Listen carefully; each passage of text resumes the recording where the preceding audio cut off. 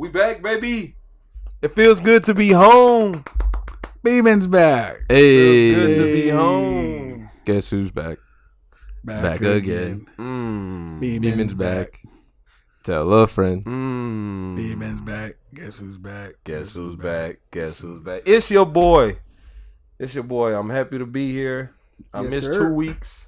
2 weeks. And one thing is for sure, we got a packed show today. Super packed. Packed show today. I'm excited. A lot has gone on since I've been gone. My boy's definitely been holding it down. And it's actually been a pleasurable experience to listen to the podcast without my voice and hear it for the first time through the radio.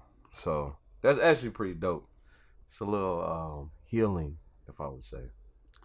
I would say y'all should try it one day, but Carlos can't, so it is what it is. Well, That's true. Well, I used to do it with the music anyways. Yeah. That makes sense. So it's all good. What's How up, you been, man? bro? How's everybody? So far, so good. It's mainly the basketball stuff. I've been so ready to talk about the I'm playoffs. amped. Yeah. Going into it. amped. Right? I am amped. Yeah, a NBA lot has playoffs. happened. Specifically, what I've been wanting to talk about is the Lakers. That's all anybody's talking about. Yes, it's mainly LeBron, pretty much being the daddy to the Grizzlies. Being a daddy. To Dylan Brooks. Actually, to the Grizzlies. Yeah, it's just the entire Grizzlies Sorry team. came out and said, Mm-hmm. if you ever see me fighting in the forest with a grizzly bear, help the bear.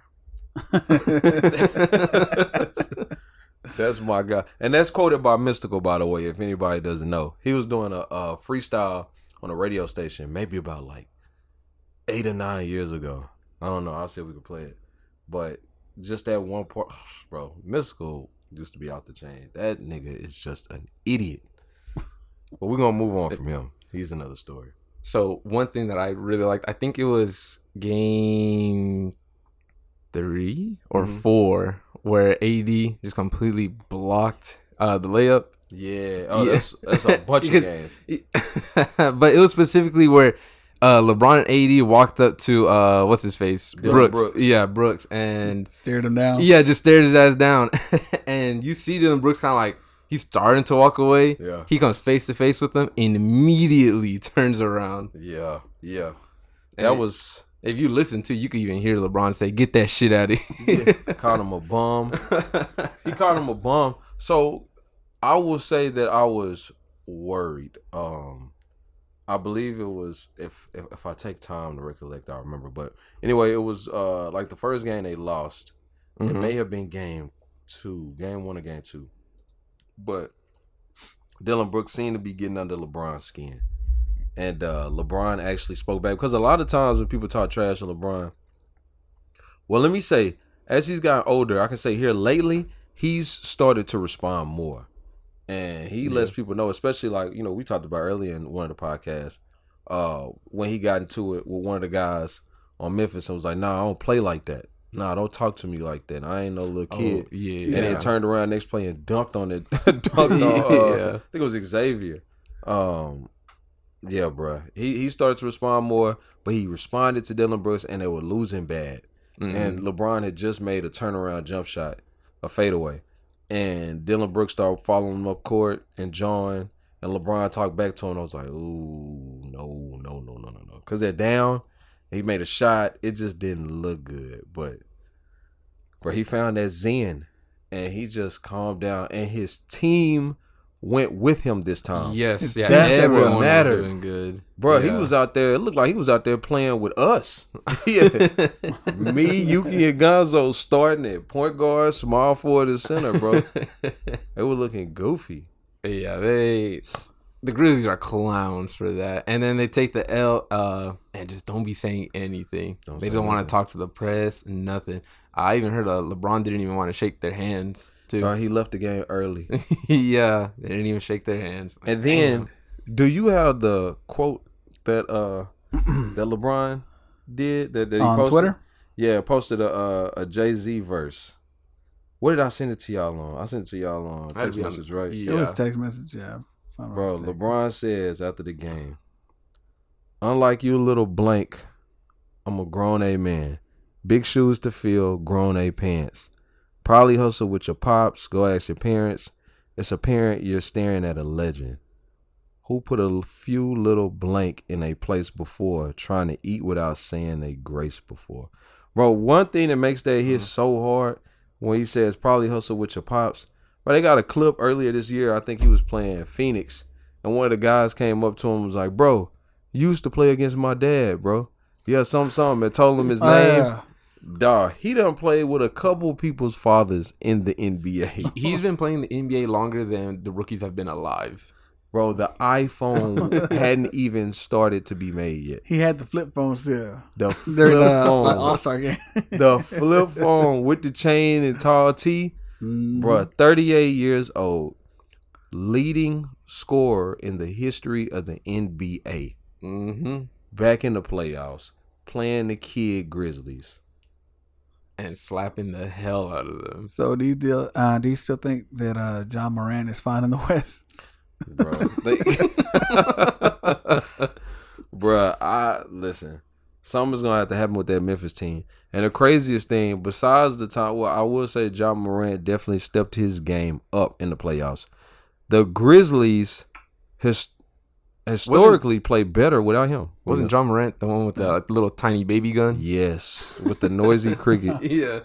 The noisy cricket posting online with a chain. Bro, he's goofy. Right, you think he lost and he had it in his bag ready just in case? Bro, like What's that movie? that's what exactly. Butter rim. For real, I for real, hope bro. LeBron comes in his locker room and he just has that tiny little gun in there. Dog, him. Listen, bro. So not speaking on the job that John Morant's dad has done on his son, right? For his son to be where he is, he obviously raised him in a lot of ways extremely well. Yeah. But I also feel like his dad is goofy. John Morant and his dad, they remind me of the same. They both front runners. And you can see when somebody is hurt past their laugh and past their smile. Mm-hmm. So John Morant's dad was dapping up LeBron and all that, and they were laughing. But you could just tell, bro, he was hurt. He was hurt. And a lot of things that they do and that he says is all for them. And they talk the most when they're winning, even his dad. Yeah. And I mean, but then you see these little gapes in reality where he's doing stuff like holding the gun, all these charges that come up on John Morant, provoking kids and threatening other team members of the team. It's like other members of other teams, and it's just like, bro, what's going on, fam? What's up with both of y'all? Y'all are goofy. The Memphis Grizzlies are goofy. Yeah. Who has the goofier pops though? Lonzo, you gonna say Lonzo Ball? Lonzo. John Morant.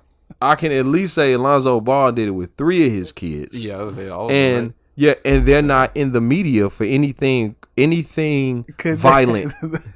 They're not in the media at all. That's Except which one's the one for the Hornets? LaMelo. I feel like he's only there because he was so young. That's why. Right, He was but like he's- the youngest that was. Facts. Yeah. They're in there like if they make the news for some goofy like the outfit of the car they pulled up in. I don't. He hadn't gotten in trouble for anything violent, has he? Melo? Yeah. No. I don't think so. He's just goofy and gets hurt a lot. Yeah, Lonzo's All rookie 3 of year. them get hurt a lot. Yeah. Well, the youngest brother, D'Angelo.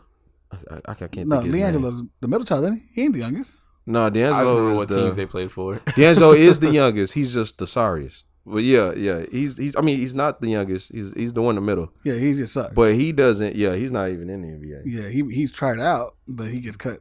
Yeah, he made it for a while with the Hornets. I wonder if he's on their roster. He was on the Hornets for a while with his brother. But anyway.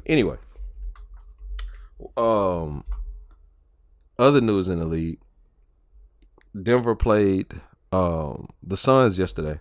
Oh, I heard Kevin Durant. blew them out They of the got water, right? dog walk. Yeah. Denver is looking nice. Yeah. And Sacramento is about to go for that win tonight. I sure hope so. Yes. I really want the Kings to just blow the Warriors just out of the water. Yeah, Because I don't know. I feel like the Warriors are so overhyped. They really are. Nothing wrong with them, you know. They're fine. It's a fine team. Everyone on there is fine. No one's like, I guess, a bad person. I think But they're It's corny. that attitude. Yeah, it's just They're the way corny, they carry bro. themselves, man. They're That's the thing. corny. Even Steph Curry. You know when Draymond Green got suspended for The punch. mosh stomping That one. Sabonis in his chest. Yeah. Bro, so you know the league came down and said that the punishment was due to Draymond Green's dirty history, right? Like his reputation. Just like, you know, if you get arrested for the same thing 3 or 4 times, they're going off of your history, which is going to regard to what your punishment will be. Yeah. So with that being said, they won. It was 2-0 Sacramento. And Golden State won. Steph Curry gets on the interview with a mic and he's like, yeah, they say that Draymond Green got a history. Well, we got history too. We're champions, so we're gonna do. I was like, bro, shut up. Like he tried to make it sound like it was improv, like it just came up and this nigga wrote that nigga down. practicing, Yeah, wrote that down, knew it. Like, come on, bro. You weren't gonna say that if y'all lost. He's corny. Klay Thompson is the corniest. Yeah. Corniest. And Draymond Green is just dirty, bro. Yeah, so I really want the Kings to just beat them. It sucks that the Bucks lost the way that they did, though. Yeah. I have a lot of respect for Giannis, and I didn't want them to lose, but at the same time, I was like, I wanted them to lose. Yeah. What'd you think about his interview, though? The one that I sent you? Yeah. Mm-hmm. Giannis. I liked it. I respected it. Like, it wasn't like A humble attitude. kind of. He pretty much humbled the person asking the question. Like, dude, stop Yeah. asking me this question. Like, come on. We're all working towards something. And it's the same mentality because I think it was Kobe. Kobe Bryant had that same mentality. Nothing's a failure. Yeah. It's just progression towards a goal. I'll tell you what Kobe did feel was a failure. That last time, that 2011 playoff series when he went up against Dirk and the Mavericks and got swept on Mother's Day. Bro, he was pissed off. Yeah, he was mad. He That was a mad, bad way bro. to go out because I think that was the last season he played, right? Because No. he still played. He was still in the league the next season, but he wasn't. He was hurt, wasn't he? No. He played for a while after that. It was what was bad. It was supposed to be his second three-peat because they had just won 2 in a row. They beat the Magic. They swept the Magic with Dwight Howard, and then they beat the Celtics. Mm-hmm.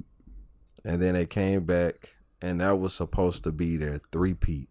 And That's Dirk right. said, "Excuse me, sir, it is my turn." Dirk came in flying. Came in With flying, bro. that old ass team, and the oldest team in the league. Bro, that was supposed to be the year. There were 2 years that LeBron was supposed to meet Kobe in the finals.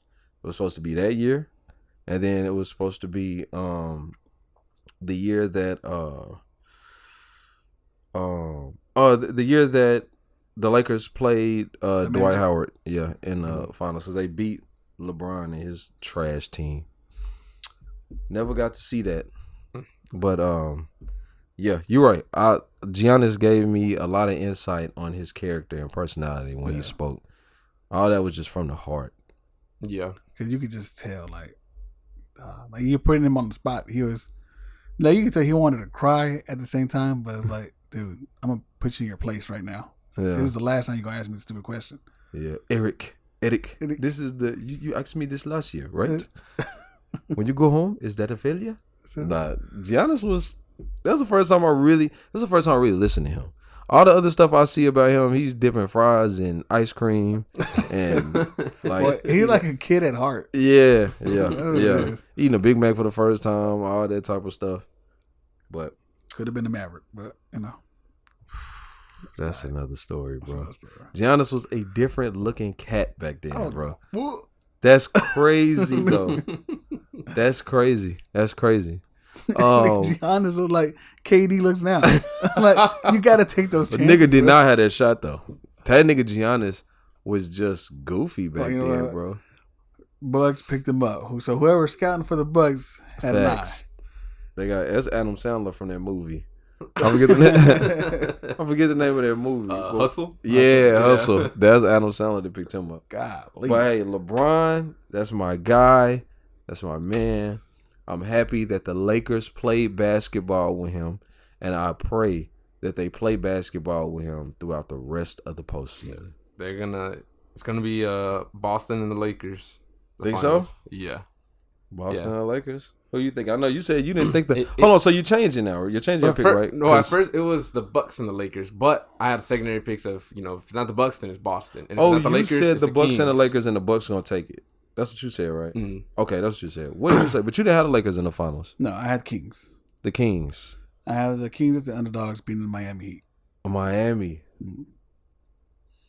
Okay.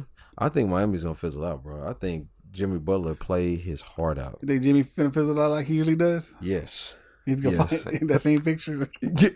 Exactly, bro. Golly. He's going to fizzle out. I don't know. 'Cause Man. they're playing the Knicks now, right? Playing the Knicks. Yeah, now. they're playing this. But one of their stars, Russell, isn't going to be playing. No? Nah. Why? What happened? He's, was it a hip? Was it a hip or a shoulder? Something like that? Oh, say it on him. I said Russell, Julius Randle. Julius Randle. Yeah. I still stand by the same thing. Oh, and they playing now. Same thing I said, but instead of the Bucks, now it's Boston. But Boston's probably gonna take it all the ways, and they're gonna beat the Lakers. My guy LBJ, man, that's my guy. Ankle.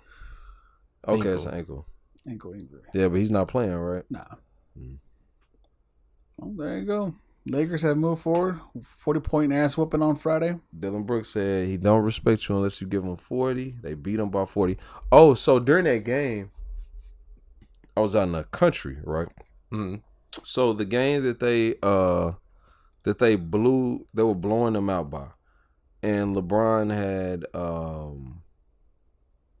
no, this isn't the game he had 2020, but there was a game where they were blowing them out like 25-3 or something in the first quarter. Okay. But I think it was it was 2-1. The series was 2-1 after the Grizzlies won. The Lakers come through, blow them out. So I was in the country, we didn't have TV, and I really, really wanted to see the game.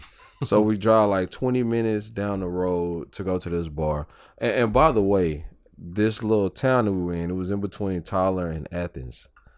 Bro, we saw 4 people get pulled over within a matter of 10 minutes. And the people that put them over were like the cops in the SUVs with the lights on the front, back, side to side, up under the car, like Fast and the Furious. Bro, pulling niggas over left and right. So we drove under the speed limit to go to this bar.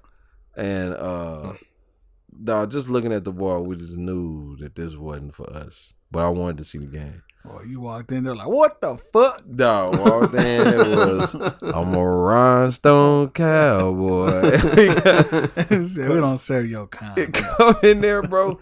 Just us. And really, they didn't serve our kind initially because you had to have a membership. And we were not members. But it's weird, bro. You pay $3 for a membership. Yeah, in the country. $3, they run your ID, write your information down. I still got it, matter of fact, and I took a picture of it. $3, then they can serve you drinks. And had one drink, just sat at the bar with all the bikers from Grand Theft Auto. And it was smoky as hell. But watch the game, bro. I enjoyed it. And there was but that life is interesting to me. Like the bar life. They're literally people. Like there was a guy that came through, smoked about 7 cigarettes within one sitting. And and he was just sitting there. He was sitting there with a friend. Him and his friend talk every now and then. But that life of just like getting out the house to go to your local or your frequent bar to just sit down and listen to whatever's playing on the jukebox with all the cigarette smoke. And just that's your weekend, buying drinks and just sitting there.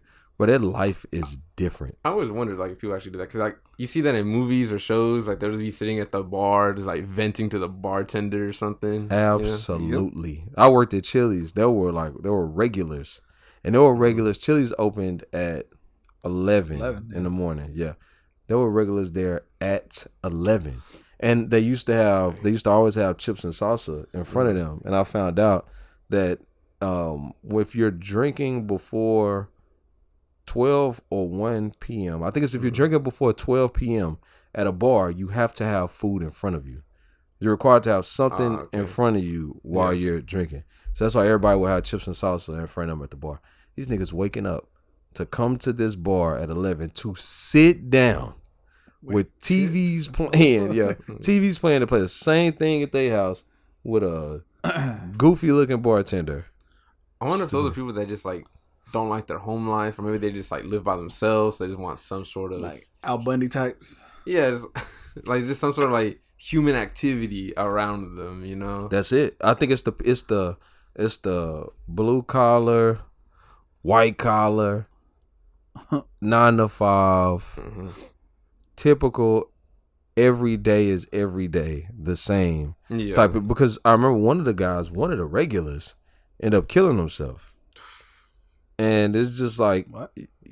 Yeah, and we had just seen him just the day before, another regular day. I feel like it's an escape from whatever is a daily life to them, and like you said, just things that they're used to, they don't want to be used to. They want that human interaction. They just want it's something different. That's rough, man. I don't want to be in a place like that. No. That's why I never knew if it was like, if that's a real thing, or if that's just something that they do in TV shows and movies and stuff. Damn. Some people just don't. Too. Yeah, some people.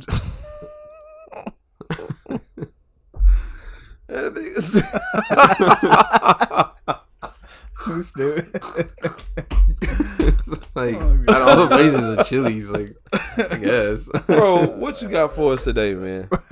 Golly. Speaking about sports, y'all see that Aaron Rodgers got finally traded to the Jets? Yeah, they finalized it. Gave him a whole lot of money. Got a whole lot of new people for a whole lot of no championship. They're gonna win. They're gonna win one more game than they did last year. They're gonna make a playoff appearance. I don't even know if they're going to the playoffs, bro. I didn't say they're gonna go to the playoffs. They're gonna make a playoff appearance. They're gonna be in the stands cheering on the Giants. Dog, I mean, I don't know. I guess he think he Tom Brady. He don't give a damn. He talks a lot of shit. He'll let I do not like Aaron Rodgers. He'll tell you what you want to hear. Because when did you hear what he said when they interviewed him? Nah. I like I said, I try to ignore him. After I think like 2 years ago, I was just like, nope, I can't now with this guy. His press conference when he got traded to the Jets, went to the Jets facility or whatever. He sat down and he said that that Lombardi trophy is looking mighty lonely, hinting that he's gonna win another championship. Right? No, you're not, nigga. You couldn't do it in Green Bay. So wait, you think that wasn't the real Lombardi trophy that Travis Kelce spiked on the ground? I do not think, bro. Come on. Where do you get a fake Lombardi trophy? Where do you not? You can get one, bro. Bro, that mo was heavy, bro. He spiked the hell out of that, and then you look because even if it was real, wouldn't he have gotten like fined for that? Like, I don't, bro. Tom Brady threw the Lombardi trophy in the lake over and then Patrick Mahomes gave it to a fan at the parade. He did, and he gave it to they are getting disrespected. It's a lot of dead white folk rolling over in their grave. Look, they don't even look. Travis Kelce under fire for spiking Lombardi trophy. Was it the real thing? Oh, okay. You know what that reminds me of? You remember Paranormal Activity 5 when they were recording all that special stuff he was doing, like floating and stuff, and they were reading at YouTube, and it was like, oh my gosh, get out your mom's basement. Did you just make this up? What? This is stupid. That's what that remind me of. But that was the real thing, bro. He reminds me of Gronkowski. Was he drinking a Bud Light? Hell yeah. He just spiked the Bud Light first. What was he drinking? I don't know. It's like a claw, ain't it? I can't see that nigga drinking no Bud Light. He's like one of the ones that's on the fence about it too. He's like what is it, seltzers? Oh, yeah. That's what it looks like. So about Bud Light, is there any more news on them? Like, have they continued to lose sales? Yeah, because they're not gonna go back on it. Because going back on it is, I feel like, they have worse. Everybody against. Yeah, it's even worse. So at this point, they just gotta stick with their guns and just kind of wait till the next one. So you see that Brittany Griner spoke out on banning transgenders from competing in female sports. Did y'all see that? I didn't see that. Nah. Yeah, but y'all know it's a thing too, though, right? They're trying to ban them. How do y'all feel about that? You got the guy that's a swimmer, right? Yeah. The professional swimmer, and he was like ranked 337 amongst men. Yeah. And then was a transgender, competed against women, and was first place by a mile. Because see, it's like a gray area at that point. Because it's like you want to respect the person. They're female, so you can't necessarily categorize them as male because that's not what they go by. But physically attributes such as like strength, stamina, stuff like that. Normally, males tend to have more than a female. Not always, but normally. It becomes tough at that point because you also don't want to say something where it's like, no, you can't do it unless you've been like on hormones for 3 years, because then that's kind of effed up in its own way. It's and I think a lot of them don't do this because they know that they're gonna be number one over there. They take advantage. Yeah, because a lot of people can take advantage as well. Of course, because that's what it is. They're not necessarily fully transitioning. They may identify as a female, exactly, but that's it. They don't want to necessarily transition to a female. Maybe they could put that into policy. Like I say, if you're gonna be in this, you're gonna have to the hormones for so treatment. long. I mean, because it sucks. Like, go ahead. Yeah, no, it's so interesting because when some barriers get broken down, or say any barriers get broken down, it goes to what is the limit type situation. Mm-hmm. Okay, if you can identify as a male or female, can someone identify as white or black or Hispanic, right? Like if we understand that there are advantages that white people have that we don't as minorities. Yeah. What happens when I identify or someone identifies as a different race, but don't feel that we're getting those advantages that anyone else would get when they say identify as a woman? They can walk into a female restroom, or transgender restrooms are everywhere to where it's all unisex. Or even, let me leave this point and go to that. You think about the transgender that was in the female prison. They end up getting one of the inmates pregnant. Mm-hmm. Then you think about the restrooms where everyone can be in the restroom. Mm-hmm. What happens if there's a problem? What happens if a situation occurs where there's a guy in the women's restroom ends up trying to assault one of the women or watch or anything? You know what I'm saying? Yeah. It's like... It's just a greater... I feel like it's too early. Like it's something that's just developing, so it's hard to figure out, okay, what do we do in this situation? Kind of like AI is, like AI is still getting new and stuff like that. It's evolving into what it's becoming now. So it's hard to be like, okay, what do we let AI do? What can we ban AI from doing? Like for example, like the college stuff, writing the essays. That's crazy. So it's like I said, just a gray area right now. It's hard because you can't say like, oh, let this, let them compete, and then stuff like this happening, and then the people who are actually are like female or male, whichever side, they're like, no, it's not fair, and then you can say, no, they can't compete, and then the transgender person was like, okay, now you're discriminating against me. So it's very, very hard. It's like I said, it's a very great touchy area. subject. Then you got white people in general who just feel discriminated against, no matter what. But a lot, like I said, a lot of them take advantage because it could be you see people like I identify as a woman or whatever, but they have a full on beard with a wig on. Like, facts. No, you fucking don't. Like you're trying to do something. Look at the UFC fighter. Remember the transgender? That was so I don't want to specify wrong, but was initially a male and was transitioned to a female, right? And they let her fight another woman, right? And she beat the brakes off of that girl, bro. So she beat him. Yes. No. So he beat her. Well, I don't want to say he, right?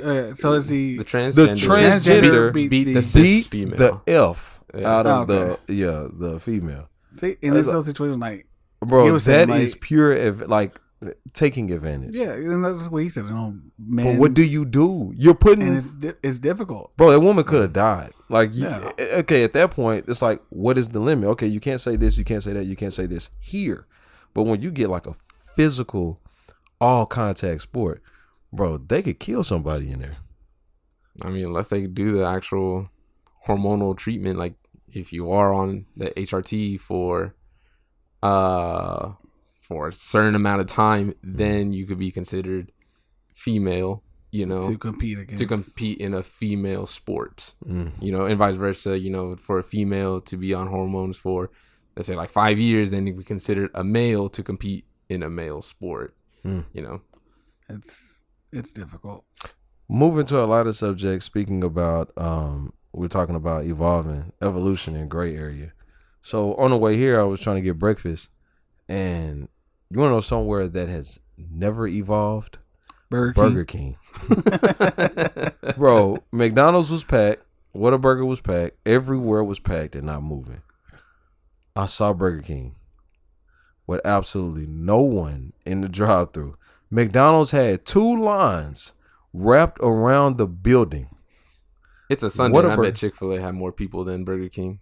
Chick-fil-A had more people than Burger King because they had the cleaning crew there. I went to Burger King. I have not been to Burger King in over a decade. I went to Burger King because one thing I remember enjoying is their like croissant sandwiches for breakfast. Their breakfast croissants. I didn't even know they had breakfast. They got breakfast. I never had breakfast. They have those, and then those French toast sticks. Too. The French toast sticks. I remember getting a little enjoyment from Burger King breakfast. Bro, so I pull out of McDonald's. I turn my music down. This is real life. I turned my music down, and before I went in the entrance to Burger King, bro, I looked both ways. Not for traffic, but because I felt guilty. And I did not I just wanted to make sure nobody saw me pulling into Burger King. Everyone on that street was like, is someone pulling to Burger King? Yeah, bro, I don't know. Everybody at the McDonald's was looking at you. Yeah, bro, I literally felt like the spotlight was on me going to I really felt that way. Who the hell is keeping Burger King alive? Now, I went to the drive-thru. I went in, bro. I was very embarrassed. And the guy came on, and I was like, I was timid. Yeah, he comes on. He's like, yeah, hello. He's like, thank you. I'm gonna help you. Yeah. I'm timidly saying, yeah, do you guys still serve breakfast? He said, hold on, let me go ask. I was like, please come back and say no. Yeah, I was actually like, please come back and say no. Didn't you say it was Burger King last time with that lady that was like, we closed? Yeah. Oh, wow. Yeah. Bro, I was like, who is he going to go? In my head, I thought he was playing make-believe. I know it's just, listen, y'all ain't getting no business. I know y'all just got one nigga working there. He went back there to see if he had anything pre-made. Came back and said, no, I drove off. But that's somewhere, who is keeping them alive, bro? You talking about evolving? I don't know if I see Burger King commercials. They haven't done anything different. So there was one, I believe this was like a year or two ago. They were under fire for this sort of advertisement. What the hell is Burger King under fire? So the reason why is because they were going on Twitch and they were giving people like just $1 or whatever. And, you know, like some of them have it to where when you pay them, you could have the automated voice say something. So there's actual Burger King paying $1, and then it'll say, "Oh, check out Burger King where we have our all new spicy chicken fries," you know, whatever. Just on the streamers, on their actual streams. And the thing is, a lot of these streamers were trying to band together and sue Burger King because that's technically using them as marketing, but not actually paying them for marketing. Only giving them $1. And that's it. But like, there's no consent or anything like that for that marketing. And then Burger King would use the clips of them donating it, and they made a commercial with all those clips. What does it look like to wake up at 6 a.m, grab a cup of coffee, meditate, put a suit on, and drive to Burger King corporate office to work? Oh, shit. Here we go again. What the hell does that even look like in an office knowing you're there for Burger King? Getting talked about. You remember Chris Tucker or Rush Hour was like, We the LAPD, the most hated police department of the world. My own mama ashamed of me. She tell everybody I'm a drug dealer. Bro, that's a Burger King employee. Burger King employees, they dress like people from collections. I don't know what it is like. So maybe they're Izod polo shirt. Maybe they're not popular here, but maybe they're popular somewhere else. Like I don't know, like in Italy or something. Like in where in Kentucky. like where so KFC is actually stupid popular in Japan. Really? Yeah, like really big over Burger there. King probably popular where the Mandalorian is from. They don't even eat that. Bruh, It's not the way. God dang, what was I finna say? We're talking about. Bro, I just lost it. It'll come back. I'll come back. It'll All right. come back. What else we got to talk about? But we man? got a little bit of gaming Just news, at least lost from my it. side. Okay. So we got Destiny, got the Guardian games coming this Tuesday, May 2nd. Has it been a year already? Yep. Full year. And I think a lot of people are going to be dressed as Titans For Lance Riddick. or Lance. Yeah. I think Rest in I'm going to peace. do that. Rest in peace. I'm gonna play my Warlock because he mained a Warlock. He did main the Warlock. But That's weird. actual like stuff with Bungie also happened too. They were in a lawsuit for a couple months about with the cheaters? Yeah, with the cheaters. It was a specific cheating site. They had cheats for Destiny, Call of Duty, Apex, Fortnite. So pretty much any competitive game you could think of, they had cheats for it. So Destiny sued them and went to court and everything, and they won. So that company has to pay Bungie $12 million in damages, is what they said. And Makes me wonder how much that company has made since. and Like, that's what the are they thing. even worth? That's the thing. A lot of people are saying like there must be a lot of money in cheats because he got sued, lost, has to pay all that money. All he did was just take down the Destiny cheats, but still has the Call of Duty cheats, still has like the Fortnite cheats. Because that's what's going to pay for those losses. He's much. paying Bungie the money that he made from Bungie. Because he knows that Call of Duty's not going to stop him. Because their streamers need it.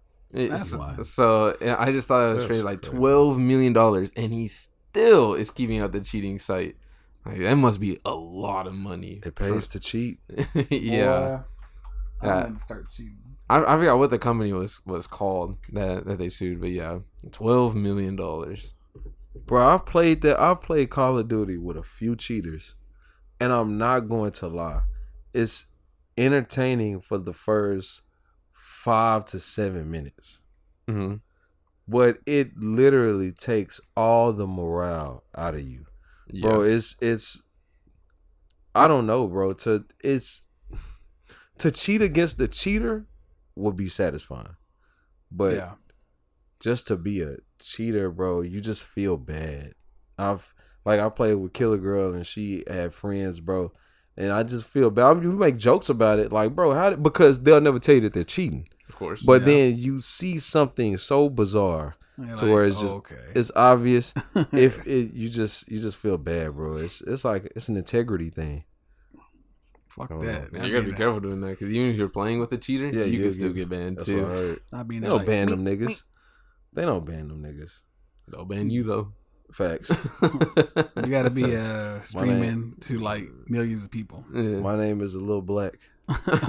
So what? You're manning a guardian? You said a Titan. Titan. And you're Guardian doing, games, yeah. I said a Warlock. guardian. I mean, you're doing a warlock, Yeah. but you're doing a Titan. Finna get these dubs. What else did you have? Also, Twisted Metal. Yes. Oh yeah. So I'm surprised they're making. Okay, two things about Twisted Metal. I'm surprised they're making it in general because they haven't even made a Facts. game in a long time. Facts. Does Twisted Metal even have a story? Yes, since. I want to say they did. Yeah, it's like yes, but it's not like a very in depth story. Right. It's like the Mortal Kombat Tower story. Yeah, exactly like that. But yeah, I'm surprised they're even making it in general, and I'm surprised it's going to Peacock since it's it's a Sony thing. It's exclusive to Sony. They already made The Last of Us HBO, so I thought all of their shows will be on HBO. But Maybe they're trying to spread across the So I was about board. to say, don't keep your money in one place. I mean, maybe they're probably not tied down holistically in that realm as far as whether because they were supposed to do the God of War one. It's supposed to be on Prime. Oh, on Amazon. That's wise, bro. That's wise. They're spreading that across the board. Let everything live. I am only watching it because Anthony Mackie's in it. He's starring. Yeah. I love that guy, bro. Anthony Mackie, that dude, he's the man, bro. I literally got to see him evolve and transition from horrible, unbelievable actor to A1. Mm-hmm. Getting rocked by Eminem to the Eminem, he was okay. He was okay as Papa Doc. He was okay as Papa Doc because he didn't have any lines. Exactly. He didn't have any lines. Exactly. He just had to focus on his facial expression. Exactly. And his persona. That was him. It was good for him. As Tupac, he did. He did okay. I wasn't tripping because the movie wasn't even just that good. Yeah, but he did okay as Tupac. I enjoyed it. But boy, the crossover, that basketball movie, and everything else I saw him in up to. He wasn't in the Biker Boys. I thought that was Biker Boys. He might have been. Are you talking about the movie we talking about? No, that was crossover. That was crossover. Yeah, okay. We was like, that's what thugs do. Yeah, that was Wayne Brady as the bad guy. Yeah. That lets you know what it is right there. You should watch it. But he was bad all the way up until he did the Army movie. Wow, why can't I think of the movie? Hurt Locker. Okay. And he was in the military in the desert. Anyway, that movie definitely changed him because he just propelled from there. And I really like him, bro. I got to see him be trashed to like a great. That's why I want to see Twisted Metal. I don't know nothing about it. Speaking of Sony shows, I forgot too that I forgot what the role is called. But pretty much like just the top person that's supposed to make shows for a company. So for Bungie, the guy that was supposed to be making the Destiny shows and movies, he left. No one knows why. No one knows if he walked out on his own, if he got fired, anything like that. But he's gone. He's out of there. So, when niggas leave like that, it usually be some type of scandal behind it. And they trying to get away. Yeah. So I was like, damn, now I got to wait even longer for a Destiny show. So I had to get a Sony exec in there to take that over. Yeah. So what about Beef? Have any of y'all start watching that? Beef. No, I haven't. Beef. The show on Netflix. You have not. You watched. Did you? Oh, with that Asian guy that raped him. He said that Asian guy. It's a show. It's a show with the Asian guy. With the Asian guy that raped them. The show with Glenn in it. Yeah, Glenn is the star. No, all I know about that show is that actor. So when y'all heard that clip, have y'all talked about that? Yeah, we talked about it last week. Last week. Yep. Right. But have y'all heard about what's going on? So sorry. Have you all talked about him? Have you all looked at what's happening? Yeah, what's going on with him since then? It's just him denying it, right? And that it was just a prank. He was making a joke about it. Do y'all believe that? No. Bro, it was too in depth for it to be a joke. I want to. So he's so from what I understand, he's a comedian. Yeah, but even then, from the beginning. Yeah, but like I any only other comedian hope that's made jokes that's like a joke, bro. That ain't no joke. Yeah. Well, listen. So let me tell y'all.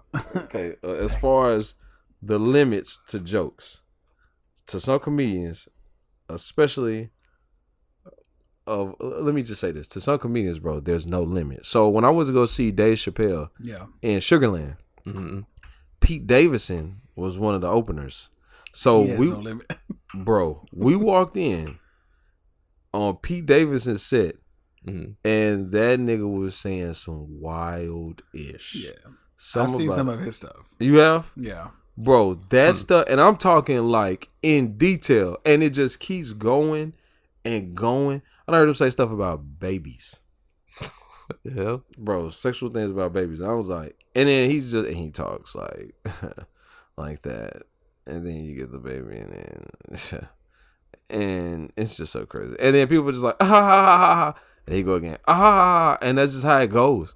I'm like, bro, they can get, like, one thing too about a comedian, bro, it's their imagination, right? Like that's their biggest ally. I don't know. That just seemed a little too real. It just seemed too bad. It seemed too bad. It's one thing to be on the stage telling it. Like, That's true. That's Yeah. a joke. Okay, I Yeah. get it. Yeah. But then to go on a podcast and be like, oh, I got a story for you guys. But then I think in 2014, how big were podcasts back then? I'm like, They were it starting. running. Yeah, exactly. So But it's just like, did he think? I don't think that. Listen, I really don't know. It was just so bad. I only hope that it was a joke, bro. Because you would think by now the woman would have come out by now and said something, right? I mean, probably not. There's a lot of times people get assaulted, either like actual physical assault, sexual assault, But not like by- that, but never actually come out and say anything ever. Facts. But no, well, when I say come out, I mean since the story, not by a Yeah. Hollywood star. You know, like something, bro. If a movie star accidentally tripped a woman in the mall and she never would have came out and said nothing, and then this interview come out, she's gonna be there the next day. Oh, and then my hip was broken and blah blah. I mean, I'm just thinking, since no one has come out yet. Listen, I don't think that the guy. I don't Look think at Bill there's anyone- Cosby. I didn't. Apparently, he just doing it like way back then, but no one came. But they out came till- out then, though. They came out then, and it was a situation. It was documented. But I'm saying when the Bill Cosby thing got big to its height, Yeah, everybody more. came So- out. Bill touched me too. Then it's like, maybe I might happen like now. yeah, it might happen. That's what I'm You saying. know, It yeah. might. I'm hoping that it wasn't real, bro. That story was bad. It was. Yeah. When I heard it, I was like, ugh. And even if it's a joke, Yeah. it's tasteless. Like, Oh yeah, Pete Davidson's like that's tasteless too. that's bro. drugs That's- anyways. He's just a weird dude. He's weird as fuck. I hate looking at him too. Like just, I don't know. He Bro, looks like his a walking skits- skeleton. He had this skit. I forget the guy he played on Saturday Night Live, where every time somebody would say something to him, he'd be like, "Okay, It's like Chad, wasn't it? Like the it's Chad." Yeah, Okay. that is weird, Yeah. bro. I Yeah. laughed, but that's weird as hell. Like, Yeah. what is that about, bro? I don't know what that is. He's just a weird dude. I just don't really like Pete Davidson. Bro, I didn't know anything about him until he started dating Ariana Grande. I was about to say, apparently in Hollywood though, he dates everyone. I didn't know about him until he started dating Kim Kardashian. Yeah. Like, know about him besides his characters on Saturday Night Live. Yeah. Interesting. Very interesting. What else we got? Moving to the movies. Okay. Mario hit $1 billion, Yep. Mario hit $1 billion. Hit $1 billion. and it only took 26 days. Wow, bro. $1 billion. And actually, Peaches is getting nominated for an Oscar. Seriously? Is it Peaches or is it Peach? No, the song The song, Peaches. Peaches. Really? Oh, I believe that, bro. Yeah, bro, when I sent you all it's I knew streaming. it was. I knew Yeah. it was qualified to be nominated as one. I didn't know they were actually gonna push it through all the way. It's funny. Hopefully that wins. It's good, bro. He's good. So you know what I thought about? I thought about the other day. I was watching Jack Black. No, I saw something that you posted with Jack Black. Who was he? Thor again? Was he Superman? Superman. And I just thought about all the fun it looks like he's having, and how much fun it is for us to watch him. Yeah. And just how amazing of a person he is, bro. I remember when I watched Goosebumps, because he was in it, and I was like, bro, Yeah. he is carrying this movie. Like, he's fun. I think every movie he's in, like it He's seems like he great. actually loves what he does. Yeah. You But know? he's in some movies where you go back and look, like, he was in this movie? Bro, like Enemy of the State with Will Smith. He's in that movie. Bro, go look it up, see what he look like. Yes, he's one of the bad guys, bro. One of the main bad Oh, guys. is like he the on guy the behind computer? On the computer. Yeah. Yeah. I think talking about. Goofy. Okay. Bro, but well, look at how Yuki's looking. Yeah, because I'm trying to remember. I can't remember him being on there. Yeah, bro. Yeah. Bruh. Look at this nigga. The long hair. Was it the School of Rock or something like Bro, that? that's exactly what I thought about with his hair. School Yeah. of Rock was an amazing movie. Yeah. Because of him. Yeah. So, you're not gonna get in trouble. Bro, so I thought about him, and then I thought about Robin Williams. Mm-hmm. Mm-hmm. And then I was like, man, I thought about Jim Carrey. How he went through that state of depression. He explained how Yeah. he grew. bro, they all grew their beard out real bushy, right? A lot of comedians that go through these moments or have these years of reflection, they come out with these beards like Mel Gibson. You know what I mean? So I never thought about that. He has a lot of reflecting, bro, a lot. And I was thinking, like, what if I'm just saying, this is just a thought I had. Like, bro, what if Jack Black is going through crazy things, and the way we think his succession translates to his happiness is misplaced? Yeah. What if he's doing a lot of this from places of hurt and just starting to not care and either not really crying for help, but just what if? I don't want to make this a theme. Yeah, I'm just saying this. He is a thought grow out. Like, he has a very big and stuff. Yeah. And his way of being funny is just so relatable, bro. I heard him talking about bro. No, he had a video where he was in a pool eating corn on the cob, just laying down, bro. And he supposedly got this call from Hollywood that he needs to be like Thor or something. He was like, yeah, I'm just having a little jacuzzi. It's like, call it jacuzzi, bro. Eating corn on the cob. Like, I don't know. I just thought about that. What if, bro? That's true. Most of these celebrities, you just never know that they're going through all that. Like, they hide it very, very well. Yes, and entertain us while. Yeah. Maybe. I hope not. But I know that a lot of the videos that you see on YouTube, like those skits and stuff, he does it with his son. He's doing those with his son. Yeah. I think his son set him up on YouTube during the pandemic. Oh, yeah. I remember. Yeah, he did set one up. Kevin James started doing stuff during the pandemic, too, on YouTube. These little shorts, bro, they are, he is an amazing actor. But I think about Kevin James, too. But just to say, I think about Robin Williams when he was in Night at the Museum or Museum of Night. What is that called? Night at the Museum. Yeah. And he was the statue on a horse. Bro, and like Teddy Roosevelt. Yeah. Yeah. Roosevelt. And I liked that part. I liked his part. That's the one I saw in the theaters. And then just a few years after that situation happens, like, I don't know. That's just a thought. Well, hopefully not. I'm not saying he's showing signs of it, I guess, besides the beard, but that depression's a bitch. You know, I never knew he was also in a Switch commercial before he passed away too. Robin Williams. Switch? Yeah, for the Nintendo Switch. Nintendo? Yeah, he was for a Zelda commercial because he named his daughter Zelda. He's a big Zelda fan. So that's why he named his daughter Zelda. It was both of them in that commercial. Really? Yeah, I think it happened like literally a year or two before he passed away or something. Damn. Well, I guess just mental health obviously is a serious thing. And I appreciate these sessions that we have. I think the podcast probably does healing for us more than anybody, even though we may not know it. But, you know. So there was actually a thing where a lot of people start podcasts when they have, like, not necessarily depression, just anything that's going on. Instead of going like to therapy and stuff like that, they do podcasts just to talk. It's a lot easier to get it out. Yeah. And a lot cheaper. Yeah, so a lot of people actually do podcasts just to talk about anything random instead of going to therapy, actually fixing problems and stuff like that. It's a huge statistic about it. I just forgot where I saw it. Well, that's so interesting because there are a few people that I was spoken to that I told about the podcast, and they're like, "Yeah, send me the link. Yeah, I want to check it out." I just like hearing people talk sometimes. Like, people will listen to a podcast for like 2 hours or something in the car. Yeah, they just want to hear people talk. I get it. I used to do it when I worked at the office job. I would just when I was doing stuff on the computer, I would have a podcast and just listen to random podcasts. Usually it was gaming ones, but there's random stuff. It's stimulating. Yeah. I think about Lil Omar, and even like when he was younger, he would just have the tablet going with niggas talking. I'm like, what are you like this? He just be eating.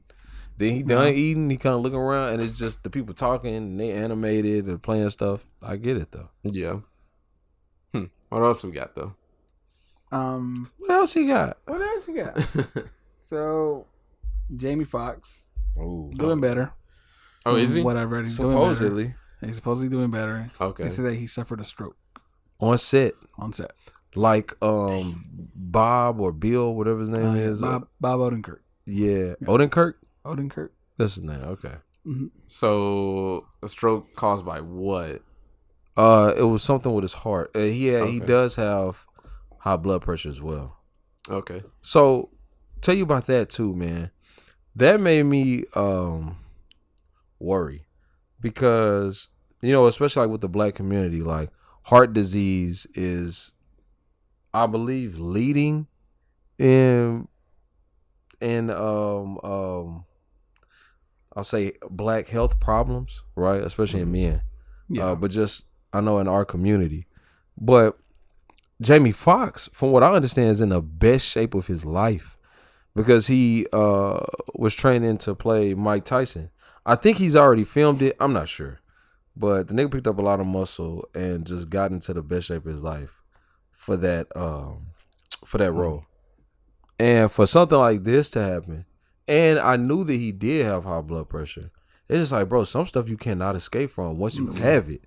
Yeah. Once you got it, that's why I get afraid about stuff like that too. I'm like, oh shit, like I'm a little overweight, so but I get worried where it's like, shit, I don't want to get diabetes, bro. Stuff like that. Like I can't, Yeah, that's the killer, bro. That's that what like runs makes in me our like, family. what? I just that's why I just like, what? I need to stop the junk food, stop snacking at night and stuff, because I don't want it to come to a point where I get it and it's like, oh shit, now what? Bro, diabetes. Yeah.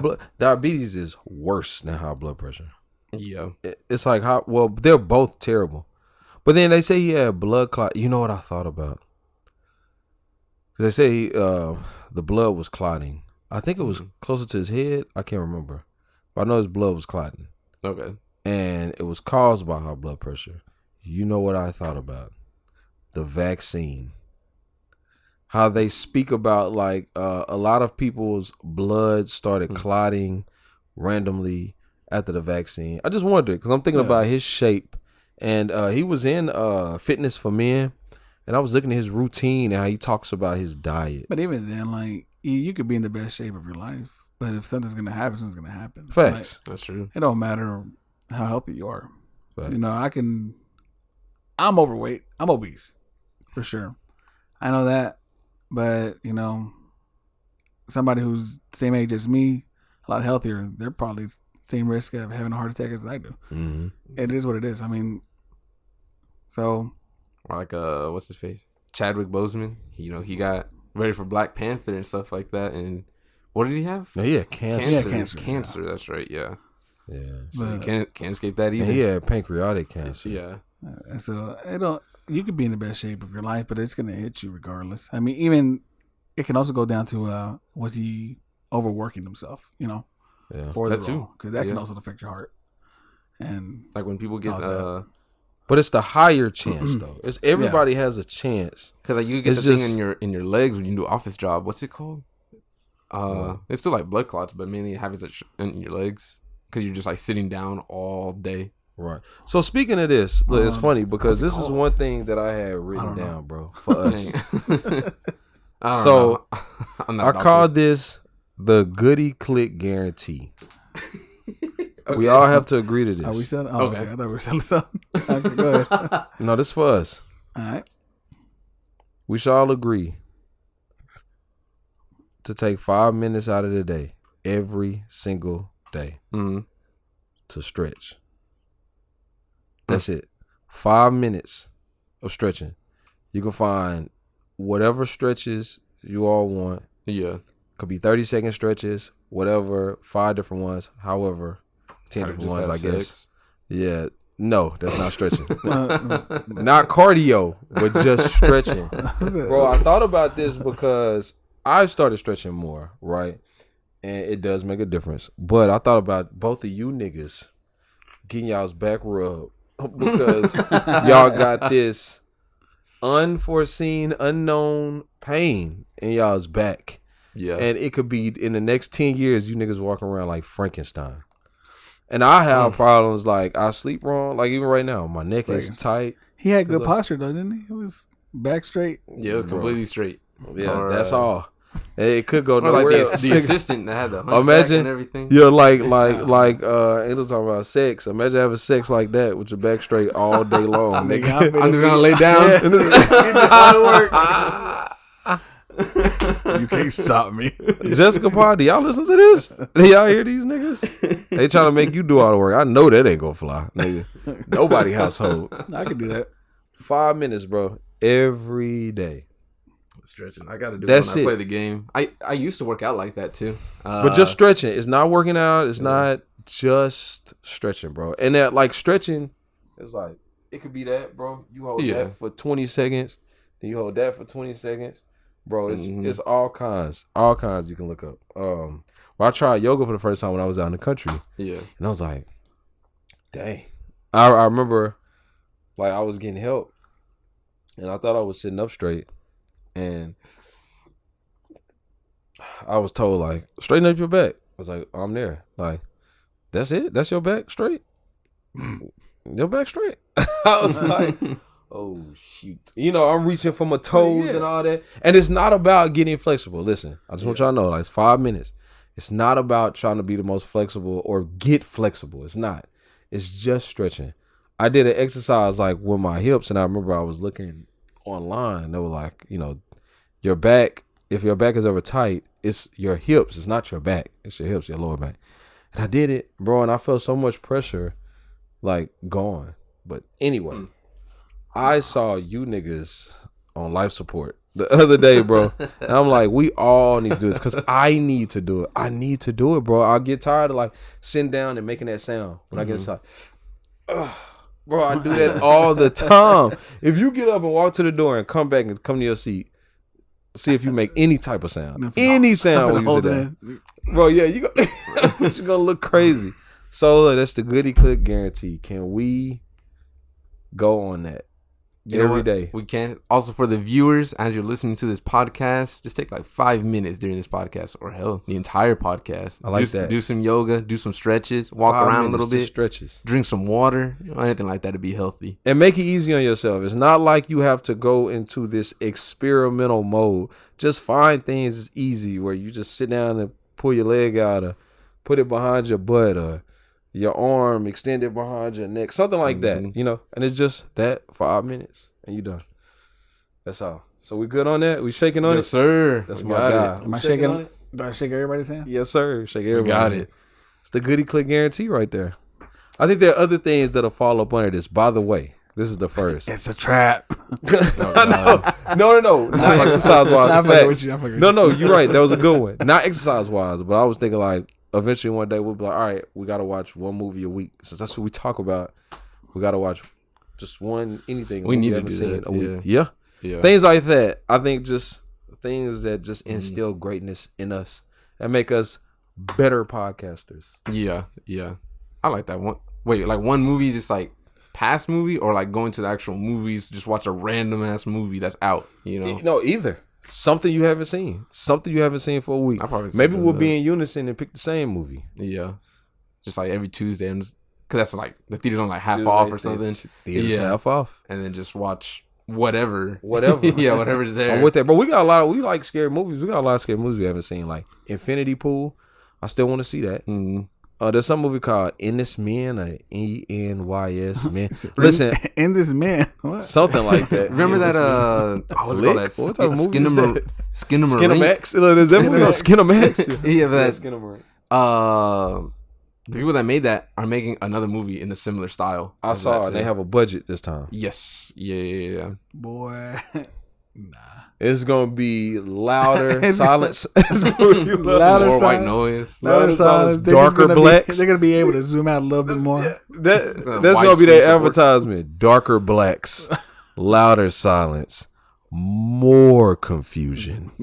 Come check out the jaw dropping. A third child. Oh, okay. Skinamarink, a dink. Check us out, widescreen. They were like more black in widescreen. Like y'all talking about Hateful Eight, which you haven't seen yet, right? Hateful Eight? No. So it's not on Netflix anymore. I remember y'all were talking about that on the podcast.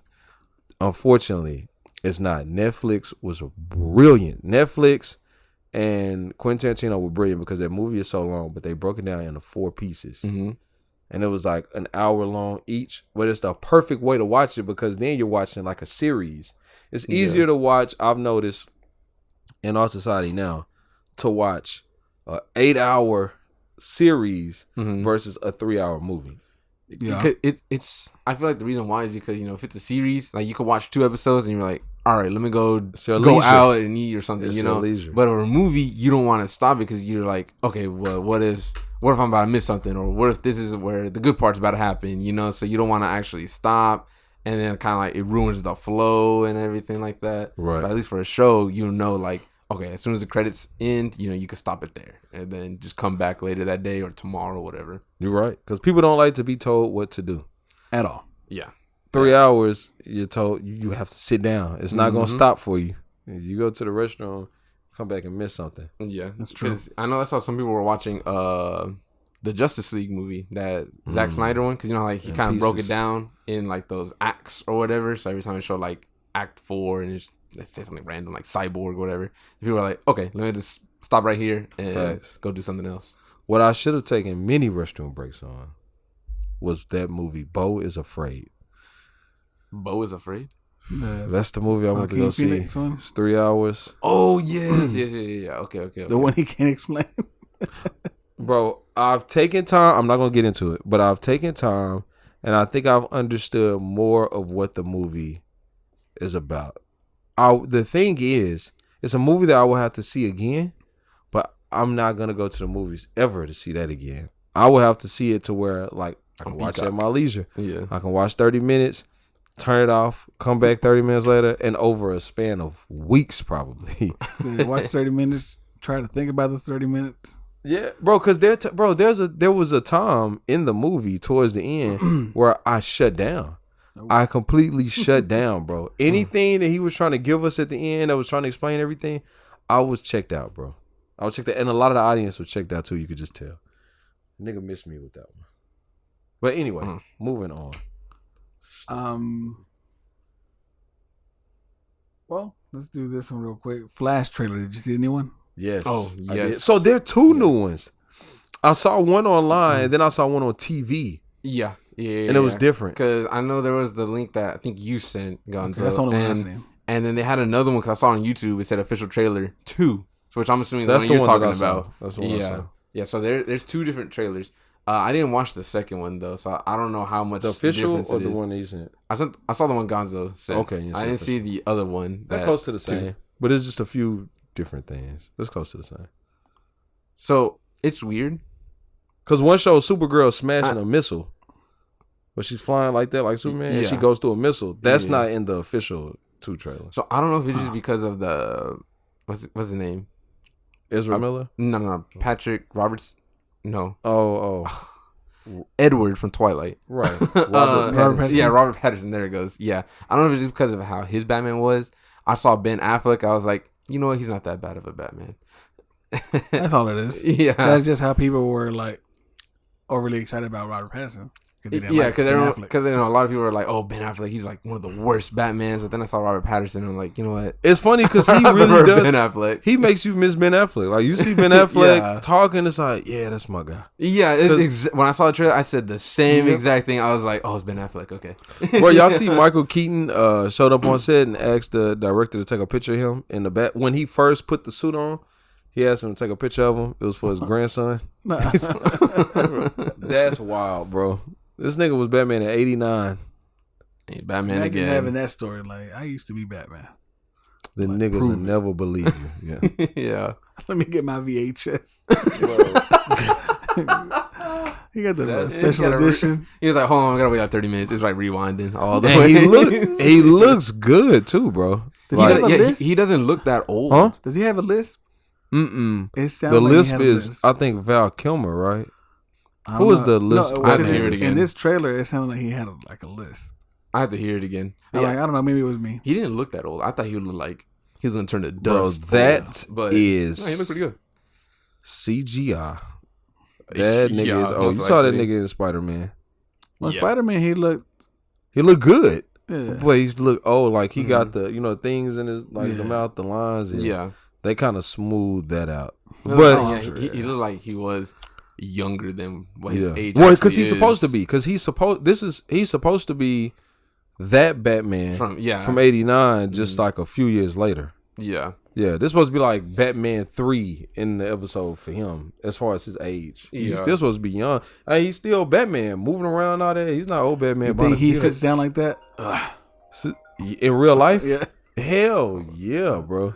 I know that they're going to do a lot of CGI with him, though, because he's still supposed to be moving around like young Batman. Boy, I'm excited to see it. More so for Keaton. Yeah, Keaton. Keaton, yes. Ben Affleck, I do like to see him back. Colombian Supergirl. Yeah. And Zod. Zod's back, yeah. I want to see what Zod. And you know what I really think? All right, let me say this now. I think that Jack Nicholson is going to reprise his Joker role in that movie. I fully believe it. Yes, because I haven't seen him at a Lakers game. I think we talked about this on the podcast. Yeah, he hasn't been like showing himself anywhere at all. He has not been at a Lakers game forever, but popped up that game that they won, Friday. That the Lakers just won against the Grizzlies. First time I seen him in a long time. I think he will be in that movie, just not like a lot in that movie. Like he'll pop up, just do like a few scenes, and then just out. I think so. Like Ben Affleck, you can tell he's not going to be in that movie a lot either. Like the lizard in No Way Home.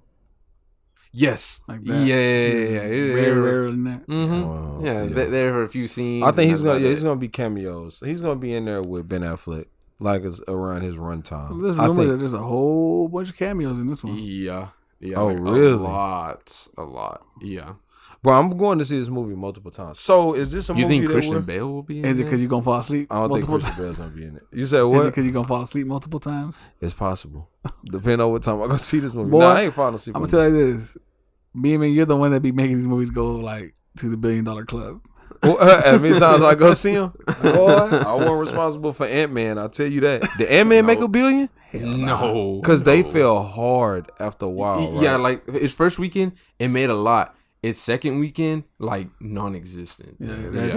It was just dropped off. Because it was Ant-Man and Kang, and then people started like, Kang. That sucks. That movie was trash.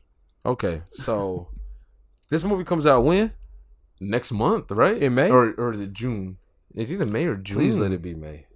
It's not that far. What's it called? Just The Flash. Yeah. June 16th. June. God dang. That's not that far. That's only a month. Like a month and a half, I guess. Yeah. You waited this long for Better Call Saul? I ain't even Better Call Saul. Yeah. Oh, you know, I started watching it yesterday. I was like, you know what? Or the day before yesterday. I was like, I'm going to watch this episode on my birthday. But I didn't make it because I went 2 episodes back to the episode where he was giving that security guard them Cinnabons. But that's my favorite episode, bro. Favorite. So I did make it. But I'll check that out soon. Ezra Miller, bro. I think that they will. I'm not going to use this. Okay, yeah, go ahead. I was going to say, I wonder if they're going to use this movie like as a restart. The different flashes. So they're going to pretty much have his Flash go off, do whatever, and then have another Flash replace him. Yeah, I mean, that's what they rumored like years ago. Yeah. Back when they were going through all that trouble with all the actors and the director. Yeah. I know a lot of people are asking for the Flash that was in the show, the CW show. Really? Yeah, a lot of people are asking for him. Apparently, I never seen the show, but apparently it was a really good Flash. You might as well. I mean, fuck it. He had to give you trouble. I'm going to tell you what's going to be interesting. What people feel about this movie. Because Ezra Miller is playing 2 different people in this movie throughout the whole movie. So, and it looks... I don't think... he's playing his twin? They're going to go see another version of himself? Yeah. They were not going to go for him. I think people are going for what's the Batman's behind it. Is, yeah, it is. Nobody gives a fuck about him right now. No, you're right. Right now, but I'm saying when they watch the movie and if he successfully carries that movie and does well portraying both versions of himself, I think people are going to start. I don't think it's interesting to see if people are going to start like it. You don't think so? No, bro, because he's going to meet himself again, right? And it's still about... So they definitely tied into Batman's story as far as why he's devoted to helping him because he brought Batman's parents back. Yeah. But then It's still about like his mom, his dad, and like understanding that he lost more than he gained bringing them back, but the fact that he lost both of them at the same time, which is this identical to Batman's story, and then he has this other version of himself that's like the new Flash again, like the Flash reborn, like how Flash was initially when he first stepped on screen, excited about everything, and then this version of Flash is like the more like veteran, laid back, just not laid back, but like veteran experience. Like I've seen stuff. Yeah, trying to get back to where it was. I don't know. I feel like it's gonna be emotional, and he could do a good job. But I think about how he won me over in the 4-hour Justice League, because I did not like Flash. That was a good movie. Yeah, because Flash and Cyborg. And Cyborg, the two corniest, worst characters in that movie, turned around and were turned into the best characters. I'm just wondering. I don't know. But he hasn't been found guilty, right? No, not technically. I still don't know much about him. I'm gonna be honest. I haven't really even read deep into him because all this stuff sounds weird. He is weird, bro. It is weird. Like, even if you're not found guilty, like, it's so hard to get back into the shows. Like, for example, the guy from That 70s Show. I forget what his name is. Yeah. He played Hyde. Technically, he was gonna be found guilty, but they considered it a mistrial, so they dropped everything. So he's not guilty. Where it brings us, you know. So I feel like it's like another one of those situations. Like, yeah, technically, but it brings you to Jonathan Majors. It brings you to Jonathan Majors, though. It's like, okay, well, we saw the text messages, right? We see what she sent you. So she just got a restraining order filed against him. Did y'all see that? No, actually, no. She just got a restraining order against him. You know, he can't be within so far vicinity. And it's like, okay, if he ends up getting found guilty, if he ends up getting found not guilty, well, how are we going to feel about that? Like, is it going to be like, well, I mean, yeah, but it sounds like he did it. He just didn't get found. Well, the thing is, so with him, with Majors, there's evidence they're showing that it was mostly her, you know? He didn't really have much there, you know? With Ezra, there's a whole bunch of shit there. Like, there's evidence. He actually did it. He actually did it. There's evidence is there. Alcohol for minors and all that. It's all there. They just haven't proceeded with court. That's the only thing. Dang. That's a big difference. You know? Yeah. Like, when the evidence is actually there, like, you're guilty, dude. That's when it's like, man, I don't give a shit about him. Warner Brothers is paying so much money to keep him in the clear till this movie drops. Marvel is too, I think. Yeah. Marvel got so much invested in Jonathan Majors. Yeah, because it's gonna be so hard to replace him. Like, at that point, you might as well just restart where Marvel's going. Like, to make a whole nother bad guy. You know. Well, one thing that I can say, I think it makes it easier for studios to deal with this type of stuff because it's happened so many times, and it's more understood now. It used to be like, how are we going to do this? How are we going to rewrite this and pretend like it never happened? But, you know, but now it's like, it's understood. Like, oh, this happens a lot, obviously. Like, Warner Brothers. I wonder if they make, like, backups. Kind of like, for example, Black Panther 2, I'm sure, is completely different than what it was supposed to be. It is. You know, than, you know, when Chadwick is still alive. So I wonder if they have, like, a second script, like, okay, just in case something happens. I think now, you know? I think now they're gonna start doing that. I don't think that they did. I don't think they had it before. No, they didn't. It took so long to drop a second one. Right, because the losses were so detrimental to the new scripts. Like, the actual Black Panther is gone. You know, the actual Flash is possibly gone. With Kevin Spacey, with that movie he was starring in, Kevin Spacey was gone. Like, they literally from the movie, from the posters, everything. Yeah. Aquaman. Photoshop. Amber Heard is now completely rid her off. Well, she's supposedly in like small parts, right? I thought they has a role in there. Like, wrote her off and took away her screen time. Well, I don't know. I don't give a shit about Aquaman, but like, from the trailer shows, it looks like she's in a battle. So I don't know if this is a battle at the end of the movie. They got a trailer. Does she have a pivotal? She's just gonna get stabbed or something. Like, oh, there she goes. Like, I don't know if she has a pivotal role in it, or just like something that's happened in the beginning, or a flashback, or, you know. Yeah. Oh, they can always just do AI. Well, I think from now on they're going to start. They're going to start making second scripts. That's interesting that you say that because that might really turn into a thing.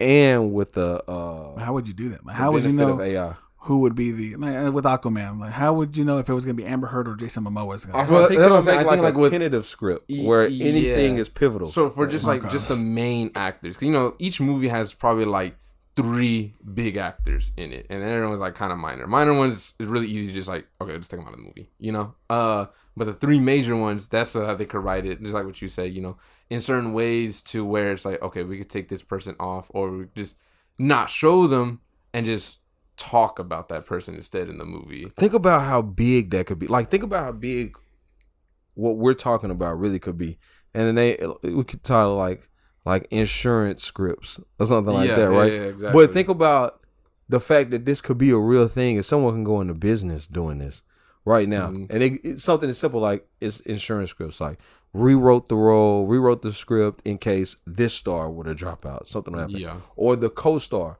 And you sell those. And that's really the insurance of a movie now. Every studio starts requiring like an insurance script where it's like, okay, give me your script. Okay. Now I need also some type of insurance, in case one of your actors drop out and blah, blah, blah. We have another way to go, and it's not going to cost us millions and millions of dollars in time. So it kind of like postpones it like maybe at max for a year. Not even postpones it. It just keeps going immediately. Yeah, but instead of it being where it's like, okay, now we got to completely redo everything. We got to wait currently like it's 3 years. We're releasing one in 2021. Then the next one's at 2023. Yeah. That's how it, that's how they want to keep it. Right now it's like 2021. Something happens, now it's 2025. Right. Or the to be determined or whatever it is to be announced. That too, which is even crazier. That could stop all of that, bro. Look how much money you would be. Hey, man. That's a lot of money.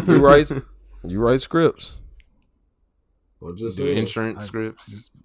I just be thinking. Insurance scripts. I need to cut this part off of the podcast. Somebody listen to this. Trademark. Rubbing their hands.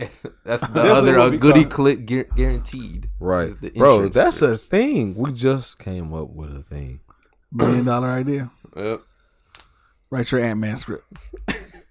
I have some people, they do that for fun. Like they'll write like whole other scripts on YouTube. Just like how it should have gone, and stuff like that. What they're talking about, possibly, when I say they're talking about the fans, they're talking about they could easily replace Kang with Killmonger. I heard that theory. Yeah, I heard that theory because in the What If series, Killmonger gets like one of the stones or Ultron's power, something like that. The Tesseract, right? Yeah, something like that, and so they could just replace Kang with Killmonger. Damn. Yeah. Look at that. The real Creed 3. And plus, he was very and Michael B. Jordan stuff, was hella popular and loved. Showed up in the second one. He would do that though? Yeah. Yes. Given the relationship that he has with Majors? Yeah, I think he would because that also works the other way, because like some people, like they love their role and they just don't want to give it away or give it up to anyone. So it's like if he does have that relation, like that friend mentality is like, I'd rather you have it than like just some random person would give him a blessing. Like like who was that almost didn't? General Zod. Yeah, Zod. You saw that, right? You read that? He almost didn't do it. What was that, Variety that reported that? I think so. It's interesting. You saw that too. Yep, you're right. So it could just be the blessing, like hand down. Like, listen, I couldn't do it. Let's keep it black. Let's keep this bad guy like black. That. Yeah, instead of just like whitewash. Seriously, they can't do that. No way. They can't do that, bro. Not at this point. No. Can you imagine they replace King with a white person? With a white boy. Yeah, like what I said. Yeah, there's a white guy, and then give him that King blue Solomon. Mask. What was I just looking at? Oh, Dune 2. So have y'all seen Dune, the movie? With The Rock? No, we're not talking about Doom. Dune. D-U-N-E. Okay, with, they're talking about Doom. With your girl. Zendaya. Is it Zendaya? I thought it was Zendaya. Oh, okay. Well, yeah, her. I always say Zendaya. Zendaya. Okay. Zendaya. Okay. And a whole bunch of other white people. Yeah. Have you seen it? I didn't watch the movie, but I remember seeing the trailers and like the posters and stuff like that. Yep. The movie was the trailer. It was 2.5 hours of music, and people looking at each other. See, that's why I didn't watch it. He wanted me to watch it. And then you should watch it. Yeah, because you like Zendaya. Yeah, I'm like, yeah, I like her. But then you told me like she had the same role as somebody else. I was like, I'm not gonna watch it. She was in that movie. No, Godzilla or something like that. I was like, she had the same time as Godzilla in the first movie. I was like, I'm not watching it, man. She was in that movie for 5 minutes. Bruh. That movie sucked. Listen to me. That movie sucked. And when I saw, and there was one black person in that movie. Y'all know how I am about that. There's one black person that was a black woman, and she was killed. Yeah. And she was killed in that corny 90s black person way. No! Don't worry. You leave now. Oh, she let me sacrificed handle this. herself. Yes, bro. And got ate up in the desert. So that was stupid. Everything was stupid. It was boring. It was boring. Maybe the cinematography was cool. It was very stylish for their setting. But anyway, they're making a Dune 2. And they were like, first look at Dune 2. It was on Instagram. And they show slides. Exactly the same. And more white people. It was more white people and more sand. Yeah, and more sand. And blue eyes. So one thing they do, they highlight. Yeah, I remember the blue eyes. They got some people. The black girl had purple eyes. Oh, okay. And she died. So anyway, everybody had blue eyes, and it was a character that supposedly died in the first one. Looks like he's back. It's Josh Brolin. Okay. He was like the military expert, and he got killed sacrificing himself. But you just knew he didn't die, bro. I hate these sacrificial kills.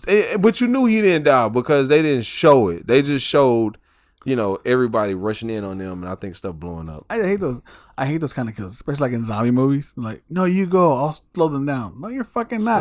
There's like 100 zombies. What are you gonna do? You were just scared for your life 5 minutes ago. And it's always the worst. It's like 5 zombies on top of the other ones. Yeah, the other one just run past them. Yeah. Like, what are you doing? Stop it, bro. That's not real, bro. Or like the Skull Island. Yeah, the King Kong. This is like he's gonna sacrifice himself. Oh, and he held like the dynamite, and they just like swing into the mountain. And the nigga was useless. You remember that? No, bro. I fell asleep. Yeah, so he's like, I'll distract the monster. So he's like holding dynamite because he's gonna like blow himself up with the monster. So the monster just like pimp slap him to a mountain, and so the mountain blows up, and the monster's fine. And the monster keeps going. It'd be the dumbest sacrifice. Now that's funny though. That movie was supposed to be funny. Cause Samuel L. Jackson and John Goodman died in that movie, right? Yeah. I think pretty much. They got ate by King Kong, right? No, they got ate by one of the monsters. Yeah, I think Samuel L. Jackson got smushed by King Kong. He got smushed by King Kong. Yeah. At the end. Yeah. That stuff was supposed to be a joke, but that Dune movie, D-U-N-E, is just more white people, bro. Speaking of not white people movies, Blue Beetle. So why aren't you excited for Blue Beetle again? Or are you excited for Blue Beetle? I'm excited to see the suit. Uh-huh. I like the suit. It looks like the Injustice suit. It looks nice. It looks dope. Like Beetleborgs, big bad Beetleborgs. I don't like the interface. When they're inside the helmet, it's like weird looking. It has like yellow, that blue and yellow. Yeah, they could have done better. Like it looks stupid. But no, I'm not excited for it. It looks dumb. But the movie looks bad, bro. That movie looks templated. Let me tell you like this. Look, you know a movie's gonna be bad whenever it's The Rock is starring in it. Yeah. You know it's gonna be bad. You know a movie's gonna be bad when George Lopez is in it. You know it's gonna be bad, especially when George Lopez is gonna be your comedic relief. And that's what he's being used as in this movie. It's like on the border Mexican movie. Versus they're like trying to make that Mexican family like this is not what it's like. On the border, bro. On Tex-Mex. On the border. Yes, Tex-Mex family. And this is not Tex-Mex scripting. Who wrote this movie? Who wrote this movie? I don't remember. I didn't even want to look. Oh man. But cause I had just watched the trailer again yesterday, and like everybody's happy about the sword. That's it. Yeah. But like as I was watching again, I was like, you know what? Let me like actually look in depth about this trailer. Like just see like what's exactly up with it, how they're trying to portray each character, how the story might go. It really is Spider-Man. Like watching this trailer and then thinking about the first Tom Holland Spider-Man, what was it called? Homecoming? Homecoming, yeah. It looks exactly the same. Like how you say the interface, it looks like a cheaper version of like how Iron Man's helmet looks. Yeah. The way he like interacts with people, talks, trying to figure out the suit, exactly how Tom Holland was when he first got that upgrade. The jokes. Suit. I don't even like that. The fact that this is an ancient suit. Where he puts it on, and it's this modern day interface, and that's what because that's how the comics are. It's an alien artifact, right? Yeah, that comes down from Earth. Yeah, like crash lands in Earth because there's some shit that happened up in space, right? So that beetle escapes, lands in Earth, and I think essentially it's supposed to be I think Mayan. It finds a Mayan, a king, and he uses it to protect his people. Mm. And then from there, he buries it. And wherever he buries it becomes El Paso. And that's where Jamie Reyes finds it. That's how it goes in the comics. He finds it. It attaches to him. Becomes a Blue Beetle. But you said they're in California, right? And this one's like in LA, California, sort of Miami looking place. They're going to be the Mexicans that was on Bright. You remember that movie? Bright. Yeah. Will Smith and Joel Edgerton or whatever. Yeah. You remember fairies that? The fairies, and he was the police. Will Smith was the police. Yes. Okay, it was on Netflix, right? Yes. Yeah. Okay. Yeah. The Mexicans in the wheelchair. Oh, that movie was so bad, bro. It took me a week and a half to watch that movie. I just watched it because we kept going to the part that we fell asleep on and would fall asleep every time. We can just skip it. Oh, that movie was bad, bro. Nah, I don't think it's gonna be good. I don't make some money that first opening weekend like Ant-Man because the hype behind it. I don't think it's gonna make that much money, bro. I just don't think there's enough hype behind Blue Beetle. Honestly, I think because Blue Beetle might have 2 points of being hyped. Because one, like I said, for it being like Spider-Man, so a lot of people and the cult following. Yeah, they see that they're like, okay, cool. Let's see how DC's gonna be going now from forward. Yeah. The other hype is that it's also a Hispanic-led movie. There's not a lot of movies like that at the moment. So maybe that's what drives it. A lot of Mexican families are gonna go take their kids to go see it and stuff like that. I believe they're gonna garner it towards that direction. And yes, do it. Like fuck it, do it because they need it. But I just don't see this movie being good. You're gonna go see it just to have fun with it. Fuck it, have fun with it. But who knows? I don't think it might. We talk about that sword, and the way I personify that sword is like how Leonardo used to use his sword in the 90s, right? In the cartoons. He never used his sword. Yeah, he never used it. So like the emphasis on the sword, I think should be minuscule because as clean as it looks, they put a lot of detail and attention in that sword. Mm-hmm. I can foresee how that's going to happen. He's going to finally get that sword at some point in time. Probably, like in the middle to early in the movie. I think it's going to be right at the end. Yeah. I think he's going to get it earlier in the movie. And they're going to show it and he's going to use it and swing it and damage like some buildings or something. Probably like do some practicing with it, whatever. And then he gets into a fight. He's going to lose that sword. He's going to lose it. Somebody's going to take it. Somebody's going to capture him and take his stuff. And then he's going to journey throughout the movie to get that sword. The thing is, I think with Blue Beetle, he can just make anything. Create it. So you can just make it again. Yeah. Yeah. Cause I feel like this is what I'm saying. I feel like he's not going to use that sword the way that we hope. He's not going to really use that sword until like the end of the movie. And it's not even going to be that cool. Like it's going to be something, like I said, like Leonardo. Like, yeah. Somebody, he destroys a building and breaks like the second boss. So with it, I just, it's too much. The sword is too cool. Because when I think of Blue Beetle, maybe it's because of what's the game called? Injustice. Yeah. I see him like using like those cannon things and stuff like that. Like, yeah. He constantly kept changing stuff his like arms and body parts to just like it's like guns. Yes. In a way. And I feel like they're gonna use him like. Hey, you seen Black Panther 2? No. Dang. Well, I feel like they're gonna have something about him being inexperienced. Like he's young, he's not used to this stuff. That's what I'm saying. And it goes back to like the first Spider-Man movie, right. Tom Holland, because when he got that suit, he didn't necessarily know how to use it. You know, there's like a whole bunch of stuff. That's why he was stuck in that I guess bunker or whatever. He was trying to figure out a bunch of stuff how the suit works. Yeah. If they do something similar like that, like he said, he gets captured, and so he's just in there just figuring out like what he could do with the suit.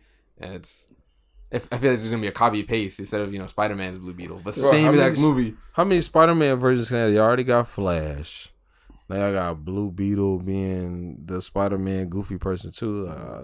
This is gonna be the But like instead of Iron Man to Spider-Man, it would be like Batman or Blue Beetle or something. I don't know. So this is the theatrical debut for this director and So it's his first the movie. writer. Both of them, both their first movies. Pretty much. He's written some other stuff. What's their nationality? They're Hispanic. They're Latinos. Okay. But maybe that's. I still think maybe we're judging George Lopez a little too much. Maybe they're gonna give him less in there. You know what I mean? Like maybe. said, I just remember I thought Shazam was gonna be the corniest movie in the world, and I ended up liking it. So I give, and now Shazam 2 is the corniest movie in the which I still haven't because seen.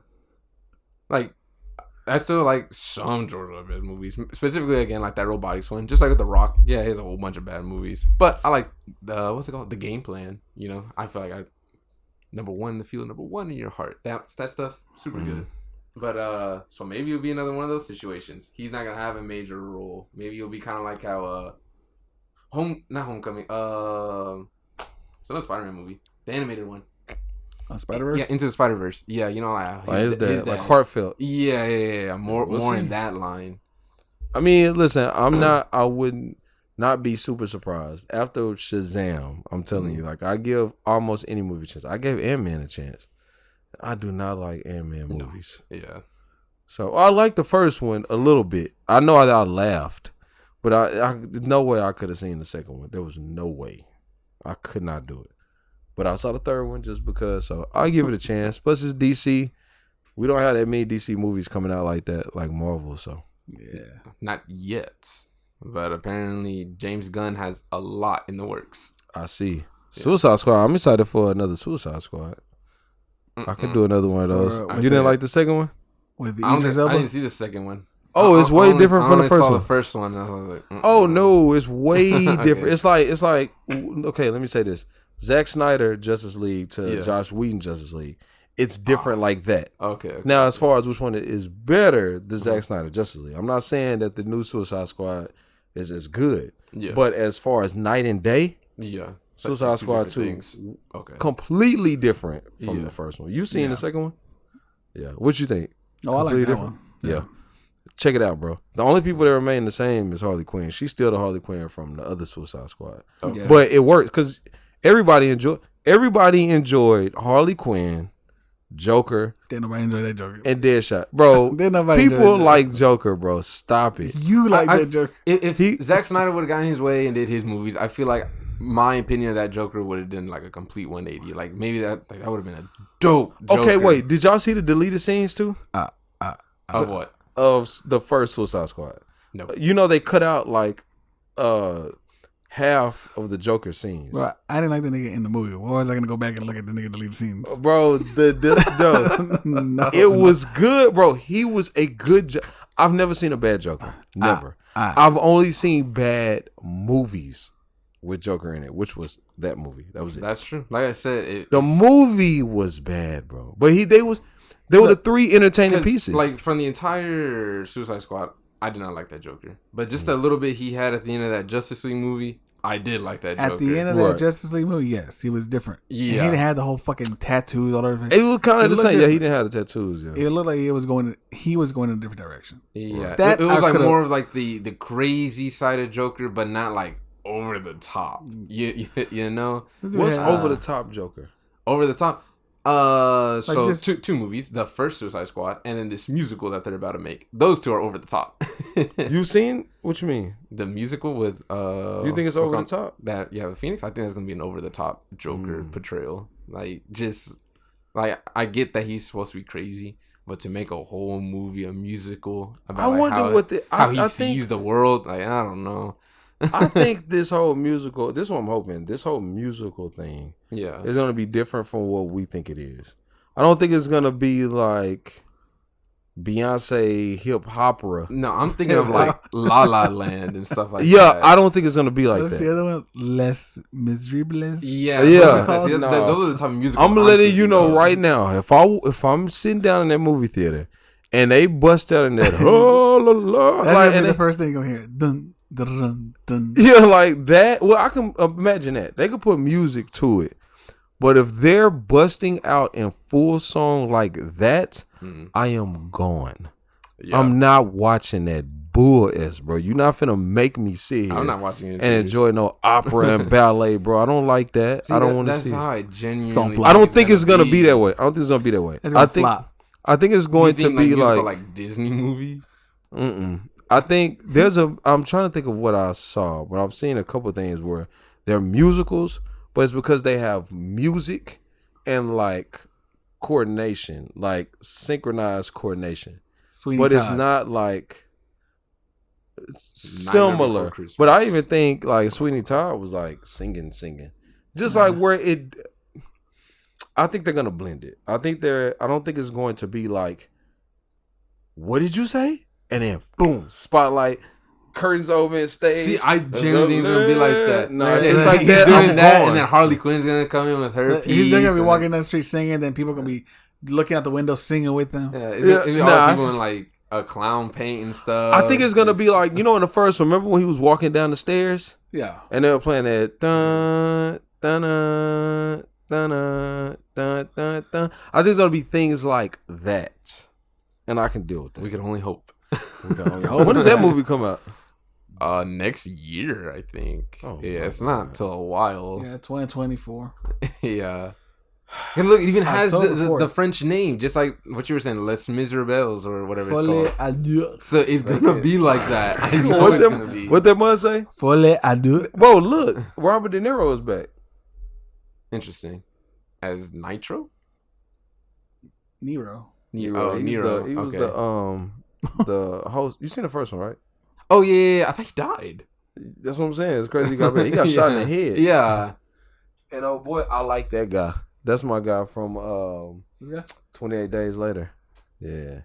Nah. See, I think that movie. I think so. Yeah, that's the dad.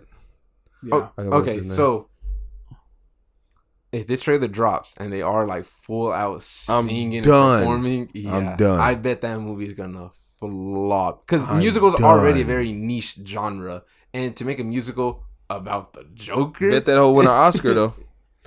All you got to do is have some most folie musicals de do. folie Yeah. de hue in your movie, 'cause and let's- it's Oscar worthy. Les Miserables and La La Land, both of them, La yeah, La won a Land. whole bunch of awards, but they're musicals. and Lady I don't in like musicals. Lady in the Water. Have y'all seen that movie? Lady in the Water. So it was about a woman. She Lady in can't. the Boat. She's a mute, and she works at this like and oh boy, Michael Shannon, General Zod. They're working like this laboratory where they're holding like this alien. Oh yes. You saw it? No. Oh, okay. No. The movie's good. Because What's it called? Lady in the Water. Lady in the Water. I could be wrong. I've seen one Hold like on, wait a that. minute, wait a minute. Let me make sure I'm not confusing. Because I feel like you're Ma- confusing it with the Michelle Pfeiffer one, isn't it? Or who is it? I maybe just that's know what I'm using it to. the white guy. I'm thinking of What's the white guy? specifically that alien thing in the water. What's the white? So both of them got aliens. Oh. What's the What's the white guy? The funny guy. I'm talking about the Um, one that won like a crap ton of to the- awards. And to that's me, the one it I'm talking sucked. about. Okay. Oh, but you saw it. Oh, so I okay. guess I There's did see one. The one I think is by old boy that did Signs. I think. Signs? Yeah, who did Signs? What's his M. name? Night? Yeah, M. Night M. Night Shyamalan. Shyamalan. So there's one that's like Lady in the Water that he did. I think that's not what I'm talking about. No, not What Lies Beneath. No, Yeah, bro. no, what that are you was talking not about, that bro? No, I brought that up like that was So what we goofy out there. That's Nick, I said Michelle Pfeiffer. That's let me pull it up. and my boy, who's the guy in the movie? Which one? The movie you just looked at, What Lies Beneath. Harrison Ford. Harrison Ford. Yeah, he's in there. That's a good movie. But no, there's a lady in the water. Because they're like performing Look like up Lady in the Water. experiments or something, and then she ends up like falling in love with the that's what I'm talking about. So M. Night Shyamalan. that's not the movie I'm talking about. Okay, this is the movie that I remember that he made. That was I thought it was called like The Way of Water or something like that. It's, nah, That's that's the Avatar movie. Avatar. Look up we all know Michael. it. Look up Michael Shannon and put water. He didn't start drinking water. Brand new shoes. What? Put water? Water, yeah. Water movie. The Shape of Water. The Shape of Water. Yes, The Shape That's of Water. it. The Shape of Water. That movie sucked. I hated that movie. You didn't like that movie? No, that I movie was so okay. boring. But it did seem boring. But there's a part in there where, because she's mute, Yeah. where she has a dream that she's singing on Broadway, and she's doing that all that stuff. I was like, bro, I don't relate to this. Like, I don't. And then they won Oscars. This is the movie you're talking about, the one all the awards. Yeah, they won right? like a crap ton of That awards. you put that in your movie, and you're Oscar worthy all of a sudden. You But put see, that that's the Broadway. thing, like, That's why I hate true. these award shows, because it's like these critics are so like cinema. These movies, This yes, is cinema. exactly This like. is- you but can then, watch like- a movie, but can you watch cinema? But then you see like the audience score, and it's like -10. It's like no one liked this movie, but critics are just like, yeah, this is like what you're saying. It's cinema. You just have bad taste. You know what you're talking about. That's when people argue. And- when they use awards to argue, I'm like, that's not valid. And you know Yes, what? exactly. You know who they're on pace with or on par with? The people that talk like that are on par with the niggas that watch these comic movies and be like, they didn't really stick to the source material, bro. I thought you were gonna say Really? food critics. Yeah, like that too. That too. Yeah. And that source material. But it's shit. Because in the comics, bro, they had their time, bro. When they were raving and raging, bro. Oh, they in the comics, bro. Every time. Now superhero movies are kind of like They have their own stories and stuff. Yeah, you know. women out. They had to make their own universe. Yeah. Which I could see as a good thing too. You know, It it's is, always bro. going to be original. You don't always want to copy and paste the same thing over and Bro, over. you've and already over. seen it, and then you could Yeah. be like, "Oh, bro, I know what happens at the end, but I'm not gonna." That's I'm why, not gonna like, tell you. That's why a lot of people like the Tom Holland Spider-Man. We keep going back to Spider-Man for some reason. But anyways, because it didn't take all that time where it's like, oh, you know, he got bit by the spider. You see his Uncle Ben get Yeah, they shot. had to Yeah, they just get skipped all over that. that. Like, you already know all that. You know? So it's... For sure. That's why I like when movies do stuff like that. You know, same thing with like if they were to do like a Batman movie, you know, just skip all the stuff about his parents dying. We all know that already. Right. You know, we don't need to see all that. Just go straight into it. Yeah, just get straight into it and play that. Something's in the Oh way. my gosh, bro! I'll tell you what. One thing that I do remember: superhero movies.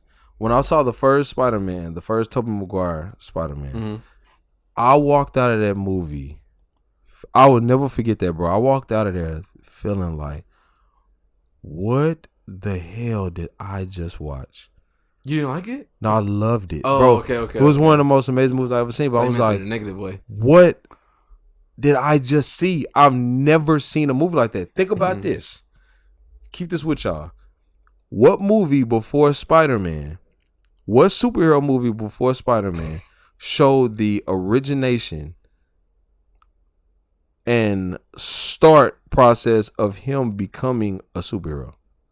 Him before he was the superhero to how he became the superhero and him being the superhero. What movie had you ever seen that did that?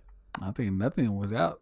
Nothing, bro. The And old Batman. yeah, but just the even old then, He was Batman's the already old Superman Batman. movies. He was in the old Batman. He was already Batman. Yeah. The old Superman movies in the 70s, Yeah. he was already Superman.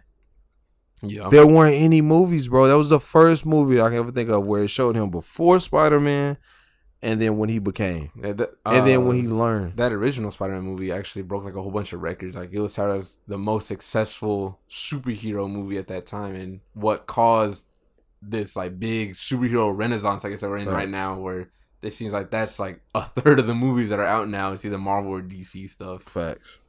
That's crazy, bro. Blade, he was already Blade. Yeah. Nah, that I've rarely ever felt that. That's one of the only times I ever felt that way walking out of a theater, bro. Like, even when I saw Batman Begins, I loved it, and I felt like, wow, this is interesting because at the end they showed the Joker card, and it's like, oh, this is a movie where they're gonna make, like, you already know they're gonna make another one. Oh, this is gonna be cold, and I think that Batman Begins came out like 2006. Yeah. Yeah. And The Dark Knight came out 2010. Was it 10? I thought it was 2008. 8. Yeah, I was 2008. 8. I think it was 8. 2008. 2009. Yeah, 2008. Yeah. And The Dark Knight Rises came out 13. 2012, 2013. I think it was 13.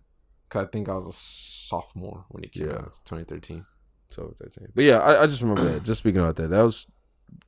What movie did y'all go see that y'all felt changed y'all lives and y'all walked out? What's a movie that you went to go see in the theaters that you like felt Space Jam. changed your life? What? Space Jam. You saw that in the movies? I did see it in the movies, but it didn't change my life. I didn't really like it though. This nigga, you didn't? I did. It was like, oh yeah. I saw that mug at home for sure. I can't think of a movie big Bugs Bunny that fan. I seen like at the theaters that was like, whoa, you know? I don't know. No, I can't think of anything. That might have to be something that I come back to next week. Yeah, I gotta think about that. Top 3 most impactful movies in y'all's lives. Does it have to be in the theater? So I want to say in the theater. In the theater, okay. So pretty much like as you're watching, you're like, holy shit. Or just as you leave. You get one from theaters and then 2 more. Okay, that's cool. I know for sure. I can say mine now. Spider-Man. Mm-hmm. Dang, I just had the other one. Batman. Nah, I really loved it. The but Matrix. like just like where I was like walking out. Nah, because I saw the first Matrix at home. I saw the second. The only Matrix I saw in theaters was the second one, which I loved. But we maybe do 5. It's gonna sound racist as hell. Black Panther. No, no, I barely liked Black Panther. Okay, because I just know a lot of people were saying that, where it's like it just completely changed. You know, like a lot of white people say, "Oh, Harry Potter was the thing that changed stuff for them." No, you know. And I remember seeing Harry Potter, the first one in theaters. I say, I know Spider-Man, I know Creed, because I went into Creed thinking that movie was gonna be goofy. Okay. Yeah. And I remember the part where he was about to have his last fight and he was walking down a tunnel, and I was like, wow. I was like, this movie is just so much better than I thought it was gonna be, bro. And that, and I don't know. Could it be negative impactful? Negative? Nah, because I just write it off as trash. And I was like in there and be like, this movie was trash. I can't believe it. Because, okay, then I'll say that right now. When I watched the last Airbender movie, that's when I learned that I can no longer trust every movie that comes out. Oh my God. That was the first time like I've actually seen like an absolutely terrible movie at a theater.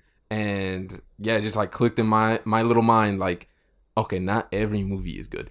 I remember when I was, we went to see a movie, we were like 12 deep. Talking about that movie for a long time. Went to go see that movie at midnight. It was back when midnight releases were hot. I remember an impression that I had when I saw Paranormal Activity 2. That was an impression. Maybe I can count that up. Because that was the first Paranormal Activity I saw. It was the second one. It was in theaters. We were like 10 deep maybe. And we saw it at midnight. It's back before, the Dark Knight Rises thing happened where midnight releases were midnight releases. Yeah. And dog, that movie had me tripping. We walked out of that movie feeling like we were still in Paranormal Activity. Like, I just need to Is this the second one? It was the second one. So this one it was the one where they had when they first had the camera that panned left and right. Oh yeah. I thought that's the third one. Wait. The third one is the first one left and right. Yeah. Because he broke the fan. He broke the fan. That's the one we went to go see. Yes, that's one we went to see. Yeah, the second one. Well, just like the first one, but it wasn't like that 2-story house. Yeah, it was a sister. Yeah. Yeah, it was a sister. Yeah. I'm thinking that when she walked up behind old boy. Snapped his neck. Yeah. Like, it doesn't like fully show it. You just hear it and then you just see his body like jump and go limp. My God, bro. And you know what I'm thinking about when I think about moving in the second one? The pool, that cleaner. Coming out the pool. Yep. Yeah, that's what it was. Oh. How about I saw Passion of the Christ in theaters. Really? It took me years to see that movie. How did you feel after that one, bro? It was so depressing. Everybody walked out like crying, and I was just like, why did I go see this? Like, why was this an option to come see this? Why couldn't we see something else? We ended up watching. I went with your mom, I think, and my parents. I was like, why are we watching this? How were they? Same as me, just shocked. They weren't crying or nothing, but it was just like a slow, quiet walk. You know how usually you walk Yeah, out the movie, yeah, you're talking, you hear other people. No, it's silent.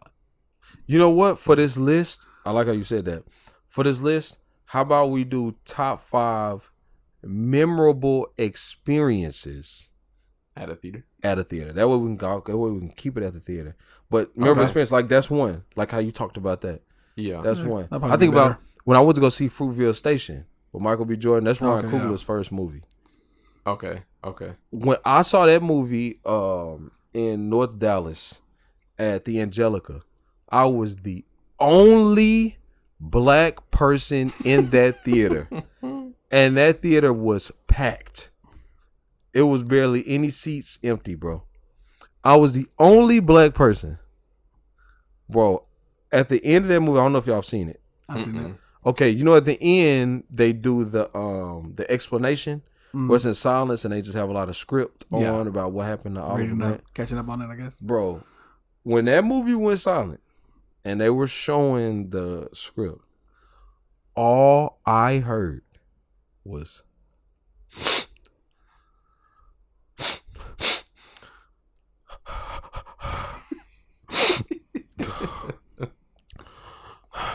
bro, that is all I heard in that theater, bro. Boy, that's better than what I thought you were gonna say. What you thought I was gonna hear? Fuck yeah. Oh, nigga. Y'all, I wouldn't be here at this podcast, nigga. Would have took that shirt off. I'm dark skinned too. We in the dark. I would have took that shirt off. Niggas thought they would have got. Oh no, niggas said the night is fine. Niggas said we get beat up by the spirit of Oliver Grant, nigga. I would have been in that mud naked, beating everybody up, nigga. Nah, it was I think you told me tears. about that movie. And I come and watch it, and I ended up watching. I was like, "What the fuck?" I knew nothing about it Right. until I saw that. And then I looked it up, and I was like, "Whoa!" What was it called again? It's Fruitvale Station. Fruitvale Station. Yeah. Okay. It's a guy that got killed by the black guy that got killed by the police at the Fruitvale Station in California. Okay. Yeah. Okay. And Michael B. Jordan played him. So like Ryan Coogler, every movie he's made, he's had Michael B. Jordan as a star. Interesting. It's or one of the, or at least the co-stars. He did. See, that's a better choice than what's his face when he does the Resident Evil. Always has the girl. Then did the Monster Hunter movie. Still had the girl. Mia Mila Djokovic or whatever. Yeah, that's some Russian name. I don't know. Yeah, Ryan Coogler's done 3 films. I'm about to do another one. So impactful movies in theaters. Impactful moments or just Moments. experiences. Yeah. In the theater. Yeah, that's one. Well, I guess we'll call it a day there. End it there. We're at a pretty good mark. Where are we at now? An hour 57. Oh shoot, Almost 2 hours. Yeah. Okay. Yeah. Well, we knew this was gonna be eventful. I know. We probably only got to like half of your list that you had, huh? Most of it. Okay, that's cool. Yeah, so, Anything else? What else did you? Anything quick? it was the valet guy that you were talking about that went in and killed the fake valet. Yeah. What? You saw that? Nuh-uh. So this dude went to go eat. He was on a date. Uh-huh. He went to go eat. Guy charged him $40 to park somewhere. Mm-hmm. He ended up going to the restaurant, and he pretty much found out that the dude scammed him. He wasn't even an official valet. Okay. So he leaves his date there, goes to confronts the guy, and shoots him and kills him. Walks back to the restaurant and sits down and eats. Just like it was just a normal Like Tuesday. It or something never that just- happened. What? Boy, That's wild, bro. that's psycho. For And everybody's saying I think $40. his bail's like 20 million or something like that. No, it's 200,000. Oh, it's 200,000. Yeah. Oh, okay, okay. But just for $40. Got Just scammed, let that bro. $40 go. Somebody made a good comment there. Like he could just robbed them for all the money that he had, and then went back to Yeah, that. that would have been the better choice. Could have done Yeah. that. Some people can't control. You know what? Maybe this will lead to a really quick but poignant conversation. Controlling your emotions, and your anger. I think Yeah. about Draymond Green, right? I heard somebody say this really quick, right? Because when so in the finals when they played LeBron came back down 3-1. Mhm. And the game that they won, being down 3-1, was the game that Draymond got ejected. LeBron walked over him and he punched LeBron like in the nuts. Yeah. Mhm. And he got ejected. So they ended up ultimately losing those finals. And then a lot of people felt like Draymond Green getting ejected was the reason they won. So he talked on his podcast and was like, I learned my lesson from that. I'll never let my emotions get the best of me, and yeah, this right. He said, I'll never let my emotions get the best of me and compromise what we have as a team. Since then, he punches Jordan Poole, right, and stomps on Sabonis' chest. Yeah, this is a man that cannot control himself at all. As important as it is, bro, it is a thing to be able to control our emotions. And I think that's something that I've been working on myself, because I'm not the type of person where, you hear people say, like, I can't control my facial expressions and that. That's not me. I can. But I know that there are times where I think something is so bizarre, I can just kind of like blank out and be like, what is going on here? Yeah. But that's an important thing. I think you all probably show a lot of poise with that. You all not hold y'all's emotions in, but you all seem to be able to control them. Right, I believe that. That's both of y'all. Both of you niggas. I've seen your resignation letter before, and it was definitely 2 middle fingers at the end of that attached to it. Sent it to the whole company. Do y'all feel like y'all okay at controlling y'all's emotions? Yeah. Yeah, I think I can handle it. I'm very hot-headed. I know I have a short temper. It's short. I have a short temper, but I can control it. But it does take a lot or something major to really. So what does that mean? That you have a short temper, but you can control it? Can both of those things? When you're out in public or in a work setting, a party, anything like that, I can control it. If we're at home, you're by yourself. A shirt's being ripped in half. Something like that. Yeah, but I don't know. Can you really control your emotions? Because you just have a different way of conveying your anger. When you get upset, you shut down. And I've seen you shut down. Depends on why I'm angry. So it'll depend on the situation. Okay, so something that makes you most angry. A son failing. So like, if Pi does something that pisses me off, I'm going to shut down. I'm going to keep it to myself, and I'm just going to keep moving. Because I know that I don't want to say anything that's going to escalate it further, or I'm going to regret saying something. Not that I'm going to do anything physically. I'm not. I just don't want to say anything that's going to be out of line. But then who hears you? Nobody. Me, myself, and I. Pretty much. Yo, what does that do, though? Nothing. It gets bad. I will admit that. It does get bad. I've had situations where I've just randomly broken down and just started crying. For no fucking reason. I'm just crying. But I know it's everything that I've been swarmed with just coming out at once. So what can you do about that? That's not life, bro. That's not something that you can just say, it's just something I got to deal with. I feel like that's where you were heading just now. Yeah, no. And more recently, because I talked to Nora, and I told Nora, because I was really falling into depression. And I broke down, so I was like, man, I can't do this. And then it was with everything that was going on with work and then the kids and everything, I told her, I was like, dude, I'm falling into depression. Like, I can't fucking do this anymore. I'm done. And so I talked to her about it, and I've learned to more or less just kind of let things go a little bit faster, not to hold on to grudges, or just because I would hold on to things, I would get mad over things that I couldn't control, and I would stay mad at them. Like, why can't I fucking change it? So I've learned to more just accept it, move on. Something better is gonna happen. I've been praying more often. I've been trying to just collect myself. I drop off the kids in the morning, drop off Jasmine with Jessica, and on my way back home, before I clock in, the entire way home, I'm praying. I have my one-on-one session with God, and that's it. And just hope for the best beyond that. And it's been working. What has that been doing? It's keeping me in check. Yeah. I've learned to, like I said, just to learn to let things go. Like whenever I get a work email or something that just come on, this is stupid. It is what it is. I got to do it. I don't hold on to it. I don't get upset about it. I don't let it control my life. Beyond that. So you do feel that somebody is finally hearing you. Yeah. Is that when you're talking to God? Yeah. Big time. Because, like, I understand. I have my wife. I have my family. I have you. But I don't want to put this on anybody else. Somebody non-biased. You know, the guy is right. Like with somebody that doesn't know anything. Somebody that doesn't have an opinion. Yeah. When you're talking. Well. Or is it? What is it? What is it? Is it that, or is it's just that. Is it just things you can't tell anybody else? No, I mean, it's things I can tell anybody. I can tell you everything, but it's the fact that nobody's gonna talk back to me. I know, like he's not gonna respond. I'm not gonna hear the voice. I'm not gonna hear any judgment. I'm not gonna get that. I just need to get it out. Yeah. Just listen. That's it. Are we talking about God right now? Yeah. Okay.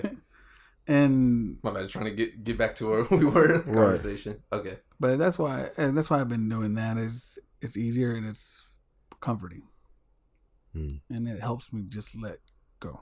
How long is that ride? It's about a 15-minute ride, 15-20 minutes. And that's every day? Monday to Friday. Wow, bro. So do you feel like,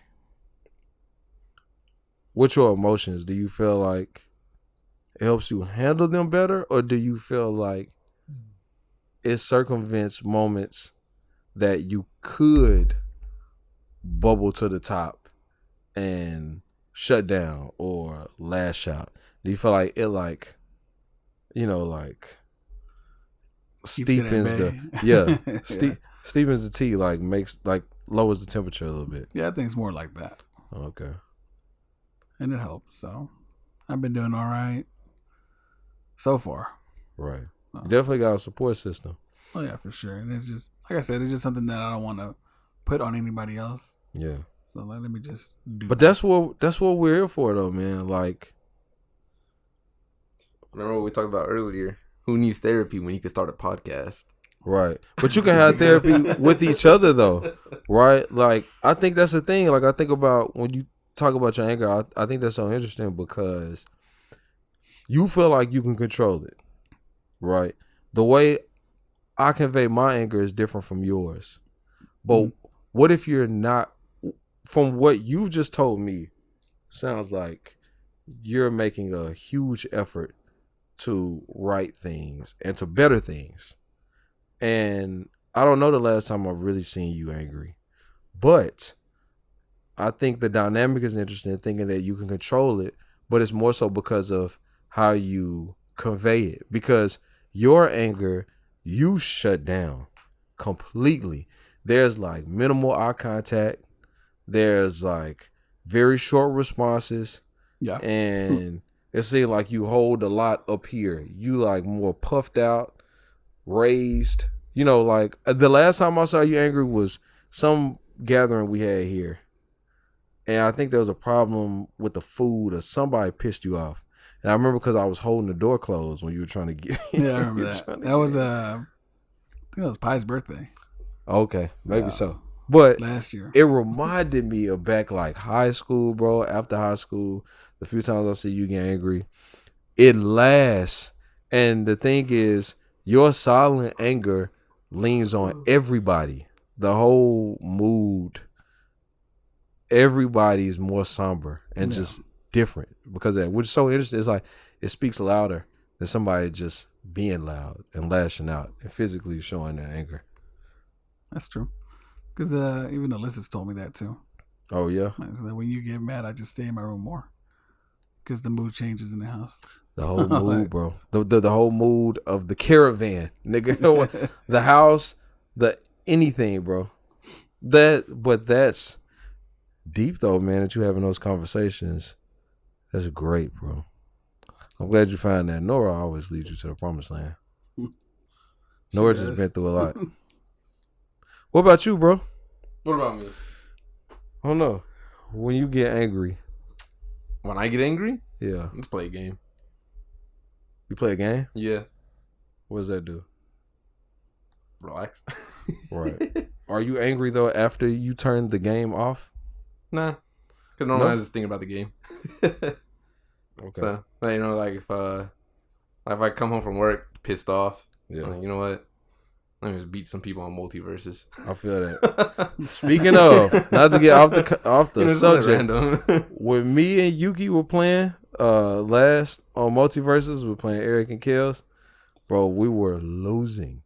And I heard what his perspective was, as we were losing, I'm in silence. They're just talking trash, right? Still gearing us up, trying to make sure the morale stays up, because you can lose and fall into a slump or like fall into a hole and be done. And I'm trying to make sure I keep Angel motivated, myself motivated. I'm still talking trash. I always try to find solutions. Yeah, we're getting worked. And I'm like, well, we can't be quiet. That's the ultimate sign of weakness. So I'm talking, he's not going to talk that much trash. So I'm talking, bro.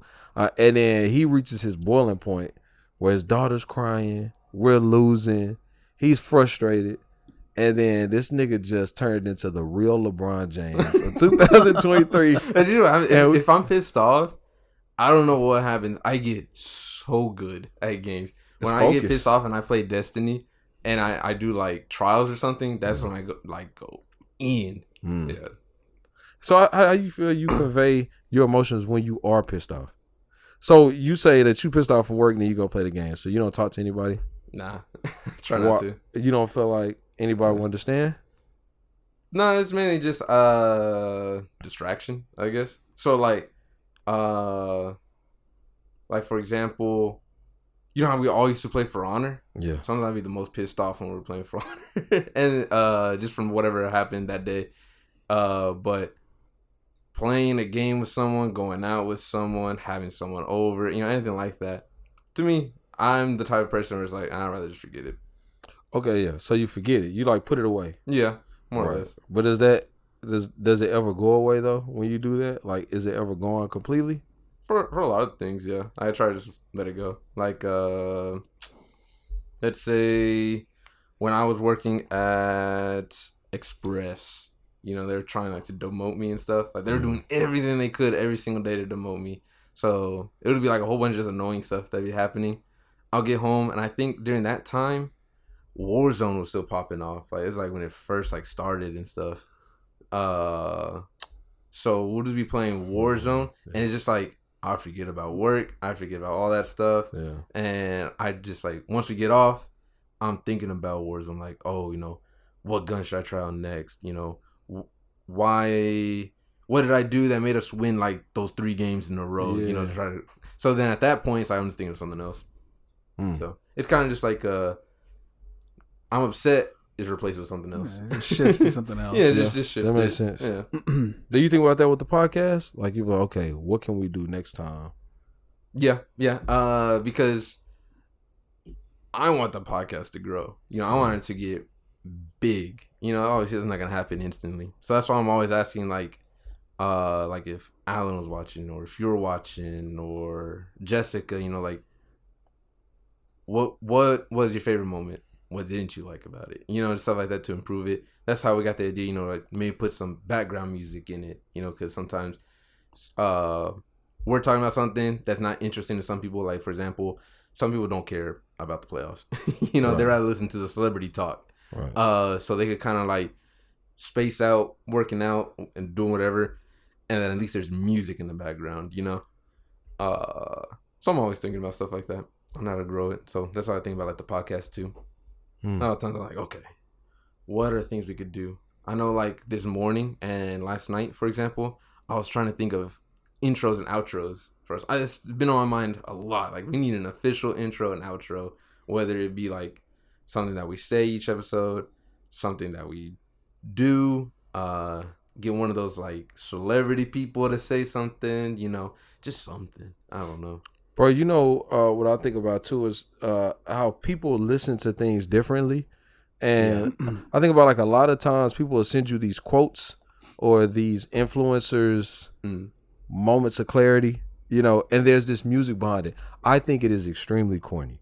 It's hard for me to listen to things when they take an excerpt from someone talking with no music and then they add music, right? But then it blends so easily for a lot of other people, because a lot of times music, especially in a movie, tells you how to feel. Yeah. And some people want that. Some people want you to tell them, how to feel, how to listen. And I think that is important when you find the science to that. So like what you're saying, I think I know that there's truth to that. Because I know I brought it to you. That's why I was like, some music ideas kind of just like some like beats or like lo-fi sort of thing. So it's more like of a relaxing sort of thing. Stimulating. But still stimulates you, you know, where it's like, it's more like current, you know, stuff. So relaxing, current, like, I want to say outlet. How would you describe it, this podcast?